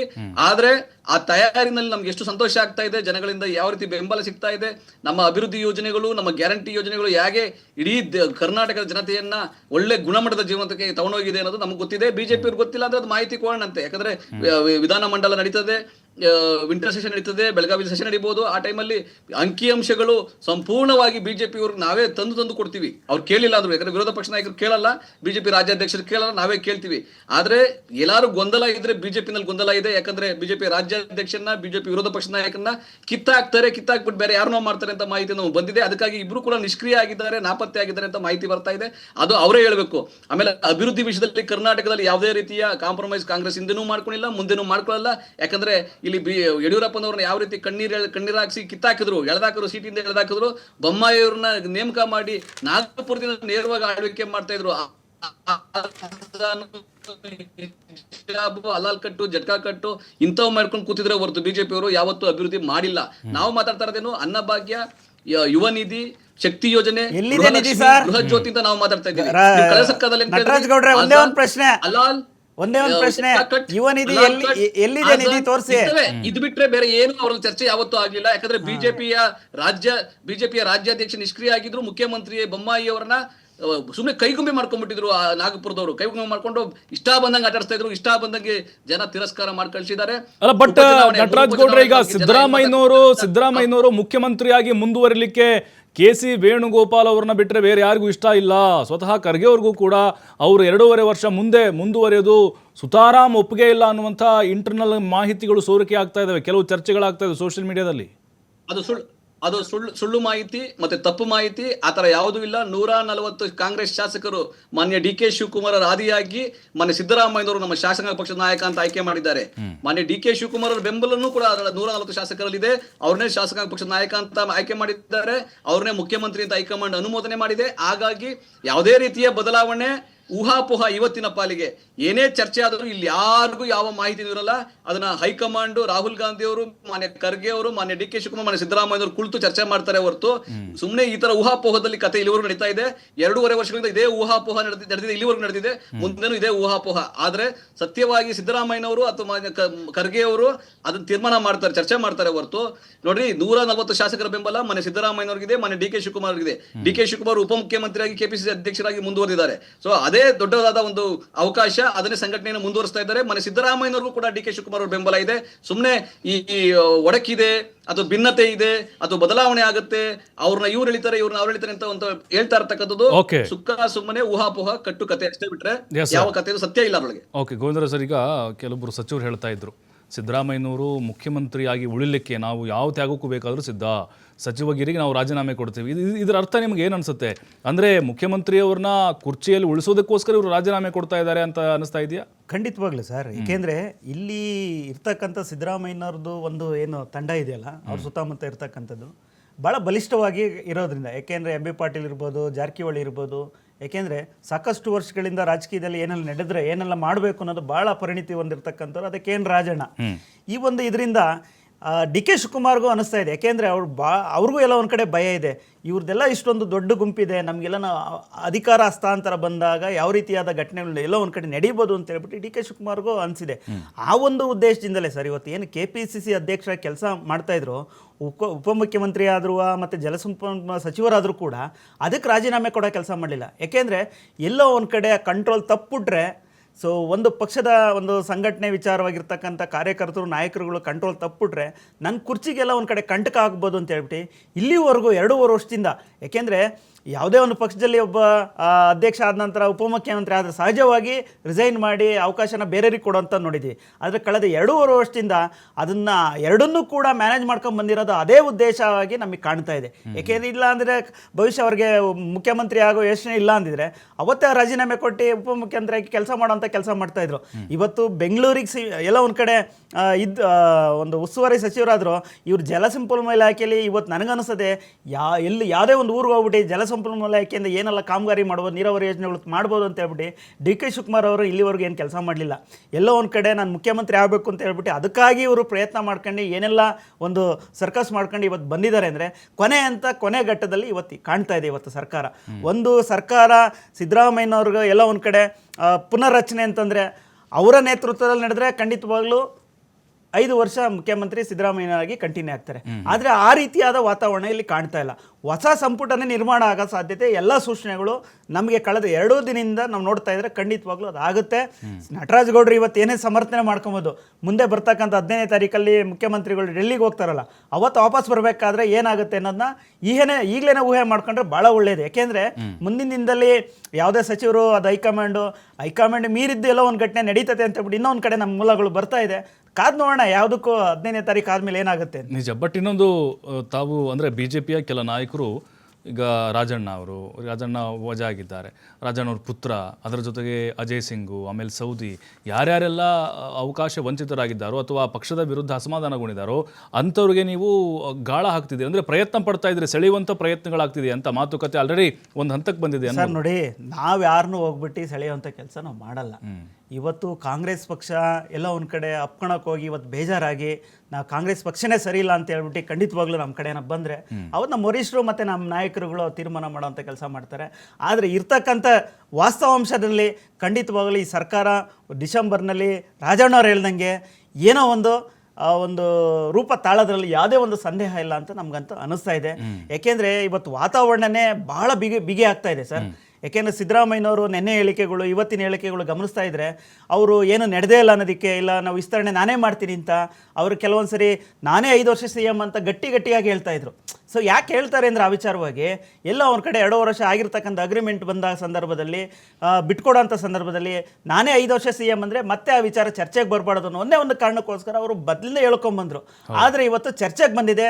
ಅದು ಕೃಷ್ಣ ಬೈರೇಗೌಡರ ಹೇಳಿಕೆ ಇರ್ಬೋದು, ಮತ್ತು ರಾಜಣ್ಣವ್ರ ಹೇಳಿಕೆ ಇರ್ಬೋದು, ಜಾರಕಿಹೊಳಿ ಅವ್ರ ಹೇಳಿಕೆಗಳು ಇರ್ಬೋದು, ಈಗ ಈಶ್ವರ್ ಖಂಡ್ರೆ ಅವರು ನನಗೆ ಡೆಲ್ಲಿಲಿರೋ ವಿಚಾರಗಳು ನೋಡ್ತಾ ಇದ್ರೆ ಖಂಡಿತವಾಗ್ಲೂ ಇದು ಬದಲಾವಣೆ ಆಗೇ ಆಗುತ್ತೆ ಅಂತ ಹೇಳ್ಬಿಟ್ಟು ನಮಗೆ ಕ್ರಾಂತಿ ನಡೀತತೆ ಅಂತ ಹೇಳ್ಬಿಟ್ಟು ನಮ್ಗೆ ಭಾಳವಾಗಿ ಒಂದು ಅನಿಸಿದೆ ಸರ್. ಓಕೆ, ನಟರಾಜ್ ಗೌಡ್ರೆ, ಈಗ KPCC ಅಧ್ಯಕ್ಷ ಸ್ಥಾನದಿಂದ DK ಶಿವಕುಮಾರ್ ಅವರನ್ನ ಕೆಳಗಿಳಿಸುವಂಥ ತೆರೆಮರೆಯ ಪ್ರಯತ್ನಗಳು ಸಿದ್ದರಾಮಯ್ಯ ಅವರ ಬಣದಿಂದ ಸೈಲೆಂಟ್ ಆಗಿ ನಡೀತಾ ಇದೆ. ಯಾಕಂದರೆ ಅವರು DCM ಇದ್ದಾರೆ, KPCC ಅಧ್ಯಕ್ಷರಿದ್ದಾರೆ, ಮತ್ತು ಹಲವು ಖಾತೆಗಳು ನಿಭಾಯಿಸ್ತಾ ಇದ್ದಾರೆ. ಹಾಗಾಗಿ ಒಬ್ಬ ವ್ಯಕ್ತಿಗೆ 3-4 ಹುದ್ದೆಗಳು ಸ್ಥಾನಮಾನಗಳು ಯಾಕೆ ಅಂತ ಒಂದು ಬಣ ಅಪಸ್ವರ ಎತ್ತಾ ಇದೆ. ಇಲ್ಲ, ಈಗ ನೋಡಿ, ಯಾರು ಅಪಸ್ವರ ಎತ್ತಲಿಕ್ಕೆ ಇಲ್ಲಿವರೆಗೂ ಹೋಗಿಲ್ಲ, ಅಪಸ್ವರ ಯಾರು ಎತ್ತೂ ಇಲ್ಲ. ನೋಡಿ, KPCC ಅಧ್ಯಕ್ಷರನ್ನ ಯಾರನ್ನ ಆಯ್ಕೆ ಮಾಡಬೇಕು, ಯಾರನ್ನ ನೇಮಿಸಬೇಕು ಅಂತ ಹೇಳಿ ತೀರ್ಮಾನ ಮಾಡೋದು ಹೈಕಮಾಂಡು ಸನ್ಮಾನ್ಯ ಮಲ್ಲಿಕಾರ್ಜುನ್ ಖರ್ಗೆ ಅವರು ಹಾಗೆ ರಾಹುಲ್ ಗಾಂಧಿ ಅವರು ಚರ್ಚೆ ಮಾಡ್ತಾರೆ ಹೊರತು ಈಗಿನ ಪ್ರಸ್ತುತ ವಿಷಯದಲ್ಲಿ ಅದು KPCC ಅಧ್ಯಕ್ಷರ ಹುದ್ದೆನೂ ಕೂಡ ಖಾಲಿ ಇಲ್ಲ. ಅದರ ಬದಲಾವಣೆ ಬಗ್ಗೆ ಕೂಡ ಚರ್ಚೆ ನಡೆದಿಲ್ಲ. ರಾಜ್ಯ ಮಟ್ಟದ ಚರ್ಚೆ ನಡೆಯಕ್ಕೆ ಸಾಧ್ಯನೇ ಇಲ್ಲ. ಅದು ಯಾಕಂದ್ರೆ ಇಲ್ಲಿ ತೀರ್ಮಾನ ಆಗುವಂಥದ್ದಲ್ಲ. ಇವನು ಶಾಸಕಾಂಗ ಪಕ್ಷದಲ್ಲಿ ಮುಖ್ಯಮಂತ್ರಿ ಯಾರಾಗಬಹುದು ಅಂತ ಆಯ್ಕೆ ಮಾಡಬಹುದು. ಶಾಸಕಾಂಗ ಪಕ್ಷದ ಸಭೆಯಲ್ಲಿ ಯಾರು ನಮ್ಮ ನಾಯಕನಾಗಬಹುದು, ಯಾರು ಮುಖ್ಯಮಂತ್ರಿ ಆಗಬಹುದು. ಆದರೆ KPCC ಅಧ್ಯಕ್ಷ ಸ್ಥಾನ ಇಲ್ಲಿ ಆ ತರ ಚರ್ಚೆ ಶಾಸಕರು ಅಥವಾ ಯಾರೋ ನಾಯಕರು ತೀರ್ಮಾನ ಮಾಡ್ಲಿಕ್ಕೆ ಸಾಧ್ಯ ಆಗಲ್ಲ. ಹಾಗಾಗಿ ಅದು ಒಂದು ಊಹಾಪೋಹ ಆಗುತ್ತೆ. ಆದ್ರೆ ಒಂದಂತೂ ಸತ್ಯ, ಮುಂದಿನ ಚುನಾವಣೆ BBMP ಕಾರ್ಪೊರೇಷನ್ ಚುನಾವಣೆ ತಯಾರಿ ನಡೀತಾ ಇರೋದು ಎಲ್ಲ ತಾವು ಗಮನಿಸಿದ್ದೀರಿ. ಮಾನ್ಯ DK ಶಿವಕುಮಾರ್ ಅವರು GBA ಗ್ರೇಟರ್ ಬೆಂಗಳೂರು ಅಥಾರಿಟಿ ಮಾಡಿ 5 ಕಾರ್ಪೊರೇಷನ್ಗಳು ಮಾಡಿ 368 ವಾರ್ಡ್ಗಳನ್ನ ಮಾಡಿ ವಾರ್ಡ್ ಡಿಲಿಮಿಟೇಷನ್ ಕೂಡ ಮುಗ್ದಿದೆ. ಈಗ ಮೀಸಲಾತಿ ಘೋಷಣೆ ಆಗಬೇಕು, ಚುನಾವಣೆ ನಾವು ತಯಾರಿ ಮಾಡ್ತಾ ಇದೀವಿ, ಬೂತ್ ಮಟ್ಟದಲ್ಲಿ ನಾವು ಚುನಾವಣೆ ತಯಾರಿ ಮಾಡ್ತಾ ಇದೀವಿ. ಇಡೀ ರಾಜ್ಯದಲ್ಲಿ ಜಿಲ್ಲಾ ಪಂಚಾಯತ್, ತಾಲೂಕ್ ಪಂಚಾಯತ್ ಚುನಾವಣೆಗೂ ನಾವು ತಯಾರಿ ಮಾಡ್ತಾ ಇದೀವಿ, ಪಕ್ಷವಾಗಿ ತಯಾರಿ ಮಾಡ್ತಾ ಇದೀವಿ. ಬದಲಾವಣೆ, ಅಧ್ಯಕ್ಷರ ಬದಲಾವಣೆ ಅನ್ನೋದು ಕೂಡ ನಮ್ಗೆ ಇಲ್ಲಿವರೆಗೂ ಅದು ಸತ್ಯಕ್ಕೆ ದೂರವಾದ ಮಾತು. ಯಾವುದೇ ಸಮಯದಲ್ಲಿ ಏನ್ ಬದಲಾವಣೆ ಬೇಕಾದ್ರೂ ಹೈಕಮಾಂಡ್ ತೀರ್ಮಾನ ಮಾಡುತ್ತೆ. ಅದು ಮುಖ್ಯಮಂತ್ರಿ ಅಥವಾ ಕೆಪಿಸಿಸಿ ಅಲ್ಲ ನಟರಾಜ್ ಗೌಡ್ರೆ, ಈಗ ಡಿ ಕೆ ಶಿವಕುಮಾರ್ ಅವರಿಗೆ ಪರ್ಯಾಯವಾಗಿ 3 DCM ಹುದ್ದೆಗಳನ್ನ ಸೃಷ್ಟಿ ಮಾಡುವಂತಹ ಒಂದು ತಯಾರಿ ನಡೀತಾ ಇದೆ. ಪ್ರಿಯಾಂಕ್ ಖರ್ಗೆ ಅವರು DCM ಆಗ್ಬಹುದು ಅನ್ನುವಂಥ ಲೆಕ್ಕಾಚಾರಗಳು ಇದಾವೆ ಸರ್. ಚರ್ಚೆ ಆ ರೀತಿ ಆಗ್ತಾ ಇದೆ ಈಗ. ನೋಡಿ, ಈಗ ಬಿಜೆಪಿ ಸರ್ಕಾರ ಒಂದು ಬೆಂಚ್ ಮಾರ್ಕ್ ಮಾಡಿದೆ. ಕಳೆದ ಸರ್ಕಾರ ಇದ್ದಾಗ ಅಶ್ವಥ್ ನಾರಾಯಣ ಅವರು ಉಪಮುಖ್ಯಮಂತ್ರಿ ಆಗಿದ್ರು, ಅಲ್ಲಿ ಸೋತಂತಹ ಶಾಸಕರಾಗಿದ್ರು, ಸವದಿಯವರು ಉಪಮುಖ್ಯಮಂತ್ರಿ ಆಗಿದ್ರು, ಈಶ್ವರಪ್ಪ ಅವರು ಉಪಮುಖ್ಯಮಂತ್ರಿ ಆಗಿದ್ರು. ಆತರ ಬಿಜೆಪಿನಲ್ಲಿ 3 ಜನ ಎಬಿಗಳನ್ನು ಮಾಡಿದ್ದಾರೆ. ಸೊ ಹಾಗಾಗಿ ಕರ್ನಾಟಕ ರಾಜ್ಯದಲ್ಲಿ 3-4 ಜನ ಆದ್ರೆ ಅದ್ರಲ್ಲಿ ನಮ್ಗೇನು ಆಶ್ಚರ್ಯ ಪಡಂಗಿಲ್ಲ, ಅಥವಾ ನಾವೇನು ಕಲ್ಪನೆ ಇಟ್ಕೊಂಡಿಲ್ಲ. ಇಲ್ಲ, ನೀವ್ ಹೇಳ್ತಾರ ನಾನು ಹೇಳ್ತಾ ಇದ್ದೀನಿ, ಆದ್ರೆ ಆಶ್ಚರ್ಯ ಇಲ್ಲ. ಬಟ್ ನಾವಂತೂ ಆತ ನಿರೀಕ್ಷೆ ಆಗ್ಲಿ ಅಥವಾ ಕಲ್ಪನೆ ಆಗ್ಲಿ ಇಟ್ಕೊಂಡಿಲ್ಲ. ಅದೇನಾದ್ರು ಹೈಕಮಾಂಡ್ ತೀರ್ಮಾನ ಮಾಡ್ಬೇಕೇ ಹೊರತು ಉಪಮುಖ್ಯಮಂತ್ರಿ ನಿಮ್ಗೆ ಗೊತ್ತಿದೆ, ಉಪಮುಖ್ಯಮಂತ್ರಿ ಅನ್ನೋದು 3 ಜನ ಮಾಡಿದ್ರು ಬಿಜೆಪಿಯವರು. ಅದ್ರಲ್ಲಿ ಯಾವ ರೀತಿಯಾಗಿ ಅವ್ರಿಗೆ ಅವಕಾಶಗಳಿರ್ತವೆ, ಕೆಲಸ ಮಾಡ್ಲಿಕ್ಕೆ ಅವಕಾಶಗಳಿರ್ತವೆ ಅಂತ. ಮಾನ್ಯ ಡಿ ಕೆ ಶಿವಕುಮಾರ್ ಉಪಮುಖ್ಯಮಂತ್ರಿ ಆದ್ರೂ ಕೂಡ ಅವರು ಬೆಂಗಳೂರಿನ ಇನ್ಚಾರ್ಜ್ ಮಿನಿಸ್ಟರ್, ಅದೇ ಜವಾಬ್ದಾರಿ ಇರ್ತದೆ. ಬೇರೆ ಯಾವ ಇದು ಕೂಡ ಅವಕಾಶಗಳು ಕಡಿಮೆ ಇರ್ತದೆ. ಆದ್ರೆ ಒಂದು ಗೌರವ, ಉಪಮುಖ್ಯಮಂತ್ರಿ ಅನ್ನೋ ಒಂದು ಗೌರವ. ಸೊ ಹಾಗಾಗಿ ಯಾರು ಕೊಟ್ಟರು ಕೂಡ ಅವ್ರಿಗೆ ಏನು ತಪ್ಪಿಲ್ಲ. ಆದ್ರೆ ನಮ್ಮಲ್ಲಿ ಆತರ ಕೊಡ್ತಾರೆ ಅನ್ನೋ ಒಂದು ಭಾವನೆ ನಮ್ಗಿಲ್ಲ. ಸೊ ಈ ತರ ಆದ್ರೆ ಒಂದು ಸತ್ಯ, ಮುಂದಿನ 5 ವರ್ಷಗಳ ಕಾಲ ಒಳ್ಳೆ ಆಡಳಿತ ಕೊಟ್ಟು ಕರ್ನಾಟಕ ಇಡೀ ದೇಶಕ್ಕೆ ಮಾದರಿ ಆಗಬೇಕು. ಉದ್ಯೋಗ ಸೃಷ್ಟಿನಲ್ಲಿ, ರೈತರ ಆದಾಯದಲ್ಲಿ, ಅಥವಾ ಗ್ಯಾರಂಟಿ ಯೋಜನೆಗಳ ಮುಖಾಂತರ ಬೇರೆ ಎಲ್ಲಾ ನಾವು ಗ್ಯಾರಂಟಿ ನಾವೇನು 500 ಪ್ರಣಾಳಿಕೆಗಳನ್ನು ನಾವು ಈಡೇರಿಸಬೇಕು. ಮುಂದೆ 2028 ಕೂಡ ನಾವೇ ಅಧಿಕಾರಕ್ಕೆ ಬರಬೇಕು. ಅಲ್ಲ ಕೊನೆಯದಾಗಿ ಗೋವಿಂದರಾಜ್ ಸರ್, ಈಗ ಸಚಿವ ಸಂಪುಟ ಪುನಾರಚನೆ ಅಷ್ಟೇ ಆಗುತ್ತಾ ಅಥವಾ ಮಹಾ ಕ್ರಾಂತಿ ಏನಾದ್ರು ಆಗ್ಬಿಡುತ್ತಾ? ನಿಮ್ಗೆ ಏನ್ ಅನಿಸ್ತಾ ಇದೆ? ಬಿಹಾರ ಎಲೆಕ್ಷನ್ ಆದ್ಮೇಲೆ ದೊಡ್ಡ ಕ್ರಾಂತಿನೇ ಭ್ರಾಂತಿ, ಯಾವ ಕ್ರಾಂತಿನೂ ಇಲ್ಲ. ಕ್ರಾಂತಿನ ಹೇಳಿರೋದು ನಿಮ್ಮವರೇನೆ, ಕ್ರಾಂತಿನೇ ಹೇಳಿರತಕ್ಕಂಥದ್ದು ನಿಮ್ಮವರೇನೆ. ಇವತ್ತು ಜನರಿಗೆ ವಾಂತಿ ಆಗಿರೋದು ನಿಮ್ಗಲ್ಲ, ಜನರಿಗೆ ವಾಂತಿ ಮಾಡ್ಬೇಕು, ಅರ್ಥ ಮಾಡ್ಕೊಳ್ಳಿ. ಇವತ್ತು ಸರ್ ಈ ರಾಜ್ಯ ಸರ್ಕಾರದಿಂದ ಏನನ್ನು ಎಕ್ಸ್ಪೆಕ್ಟ್ ಮಾಡಕ್ ಆಗ್ತಾ ಇಲ್ಲ.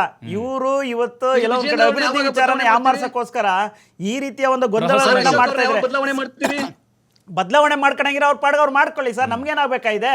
ಜನರಿಗೆ ಬೇಕಾಗಿರೋದು ಇವತ್ತು ಅಭಿವೃದ್ಧಿ ಆಗ್ತಾ ಇಲ್ಲ ಅಂತ ಹೇಳ್ಬಿಟ್ಟು ನಾವು ಮತ್ತೆ ಯಾಕೆ ಹೇಳ್ತಾ ಇದೀವಿ ಅಂತ. ಇವತ್ತು ರಾಜ್ಯ ಬಹಳ ಸಂಕಷ್ಟದಲ್ಲಿದೆ, ಅರ್ಥ ಮಾಡ್ಕೊಳ್ಳಿ. ನಿಮ್ಗೆ ಈ ಒಂದು ವಾತಾವರಣ ಇರ್ತಕ್ಕಂಥದ್ದು ಸರ್. ಇವತ್ತು ನವೆಂಬರಲ್ಲಿ ಖಂಡಿತವಾಗ್ಲೂ ದೊಡ್ಡ ಕ್ರಾಂತಿನೇ ನಡೀತದೆ. ಅದನ್ನ ಯಾವ ರೀತಿಯಾದ ಕ್ರಾಂತಿ ಅನ್ನೋದನ್ನ ಕಾಂಗ್ರೆಸ್ ಅಲ್ಲಿ ಬರ್ತಕ್ಕಂಥ ದಿನಗಳಲ್ಲಿ ನಟರಾಜ್ ಗೌಡ್ರಿಗೆ ಗೊತ್ತಾಗ್ತಾ ಇಲ್ಲ ಅದು. ಯಾಕೆಂದ್ರೆ ಅವರೆಲ್ಲ ಒಂದ್ ಕಡೆ ಸಮರ್ಥನೆ ಮಾಡ್ಕೊಂತಾರೆ, ಏನೂ ಆಗಲ್ಲ ಅಂತ. ನಾನು ಹೇಳ್ತಾ ಇದ್ದೀನಿ, ಹೊಸ ಸಂಪುಟನೇ ಆಗುತ್ತೆ ಅಂತ ಹೇಳ್ತಾ ಇದ್ದೀನಿ. ಯಾಕೆಂದ್ರೆ ಆ ಒಂದು ಹೊಸ ಸಂಪುಟ ಆದಂಥ ಸಂದರ್ಭದಲ್ಲಿ ಇರ್ತಕ್ಕಂಥ ಸಚಿವರು ಮತ್ತೆ ಮುಖ್ಯಮಂತ್ರಿಗಳು ಯಾವ ರೀತಿಯ ರೂಪವನ್ನು ತಾಳ್ತಾರೆ ಅಂತ ಹೇಳ್ಬಿಟ್ಟು ನೀವು ಕಾದ್ ನೋಡಿಬೇಕು ಅಂದ್ರೆ. ಎಸ್ ಓಕೆ ನಟರಾಜ್ ಗೌಡ್ರೆ, ಧನ್ಯವಾದ ಚರ್ಚೆಯಲ್ಲಿ ಭಾಗಿಯಾಗಿದ್ದಕ್ಕೆ. Thank you Govindaraj sir, thank you. ನೋಡಿ, ಈಗ ಚರ್ಚೆಗಳಂತೂ ಖಂಡಿತ ಆಗ್ತಾ ಇದೆ. ಸಂಪುಟ ಪುನಾರಚನೆಗೂ ಮುಖ್ಯಮಂತ್ರಿ ಅವರ ಕುರ್ಚಿಗೆ ಏನಾದರೂ ಸಂಬಂಧ ಇದೆಯಾ? ರಾಜಣ್ಣ ಅವರು ಸಿಡಿಸಿರುವಂಥ ಹೇಳಿಕೆ ಅಷ್ಟು ಸುಲಭವಾಗಿ ತೆಗೆದುಕೊಳ್ಳೋ ಹಾಗಿಲ್ಲ. ಖಂಡಿತ ಕ್ರಾಂತಿ ಅಂತರೂ ಆಗುತ್ತೆ. ಬಾಂತಿ ಈಗ ಕಾಂಗ್ರೆಸ್ ನಾಯಕರು ಸಮರ್ಥನೆ ಮಾಡಿಕೊಳ್ತಾ ಇದ್ದಾರೆ. ಆದರೆ ಸಂಪುಟ ಪುನರಚನೆ ಆಗೋದಾದರೆ ಕೇವಲ 12ರಿಂದ 15 ಹೊಸ ಮುಖಗಳಿಗೆ ಅವಕಾಶ ಕೊಡ್ತಾರೆ, ಅಥವಾ ಕಂಪ್ಲೀಟ್ ಆಗಿ ಸಂಪುಟ ಮತ್ತೆ ಹೊಸದಾಗಿ ಏನಾದರೂ ಕ್ರಿಯೇಟ್ ಆಗುತ್ತಾ ಅನ್ನೋದು ಒಂದು ಕುತೂಹಲ. ಅದರ ಜೊತೆಗೆ ಮುಖ್ಯಮಂತ್ರಿಗಳ ಬದಲಾವಣೆ ಅಂತ ಬಂದಾಗ ಇಲ್ಲಿ ಉತ್ತರಾಧಿಕಾರಿಯಾಗಿ ಸತೀಶ್ ಜಾರಕಿಹೊಳಿ ಅಂತ ಹೇಳಿ ಏನೋ ಅವರು ಇಂಡೈರೆಕ್ಟಾಗಿ ಹೇಳಿದರು ಯತೀಂದ್ರ ಅವರು, ಅದು ಏನಾದರೂ ಆಗ್ಬೋದು. ಅಥವಾ ಡಿ ಕೆ ಶಿವಕುಮಾರ್ ಅವರಿಗೆ ಹೈಕಮಾಂಡ್ ಅವಕಾಶವನ್ನು ಮಾಡಿಕೊಟ್ರು ಕೂಡ ಸಿದ್ದರಾಮಯ್ಯನವರು ಕುರ್ಚಿಯನ್ನು ಈಸಿಯಾಗಿ ಬಿಟ್ಕೊಟ್ಬಿಡ್ತಾರೆ ಅನ್ನೋದು ಸದ್ಯದ ರಾಜಕೀಯವಾದಂಥ ಪ್ರಶ್ನೆ. ಕಾದು ನೋಡೋಣ. ಬಿಹಾರ ಚುನಾವಣೆ ಆದಮೇಲೆ ಸಿದ್ದರಾಮಯ್ಯನವರು ದೆಹಲಿಗೆ ಹೋಗಿ ಬಂದ ಮೇಲೆ ಏನೆಲ್ಲ ಬದಲಾವಣೆಗಳು, ಬೆಳವಣಿಗೆಗಳು ಕಾಂಗ್ರೆಸ್ನಲ್ಲಿ ಆಗುತ್ತೆ ಅಂತ. ಬರೀ ಕ್ರಾಂತಿನ ಅಥವಾ ಇದು ಭ್ರಾಂತಿನ ಅಂತ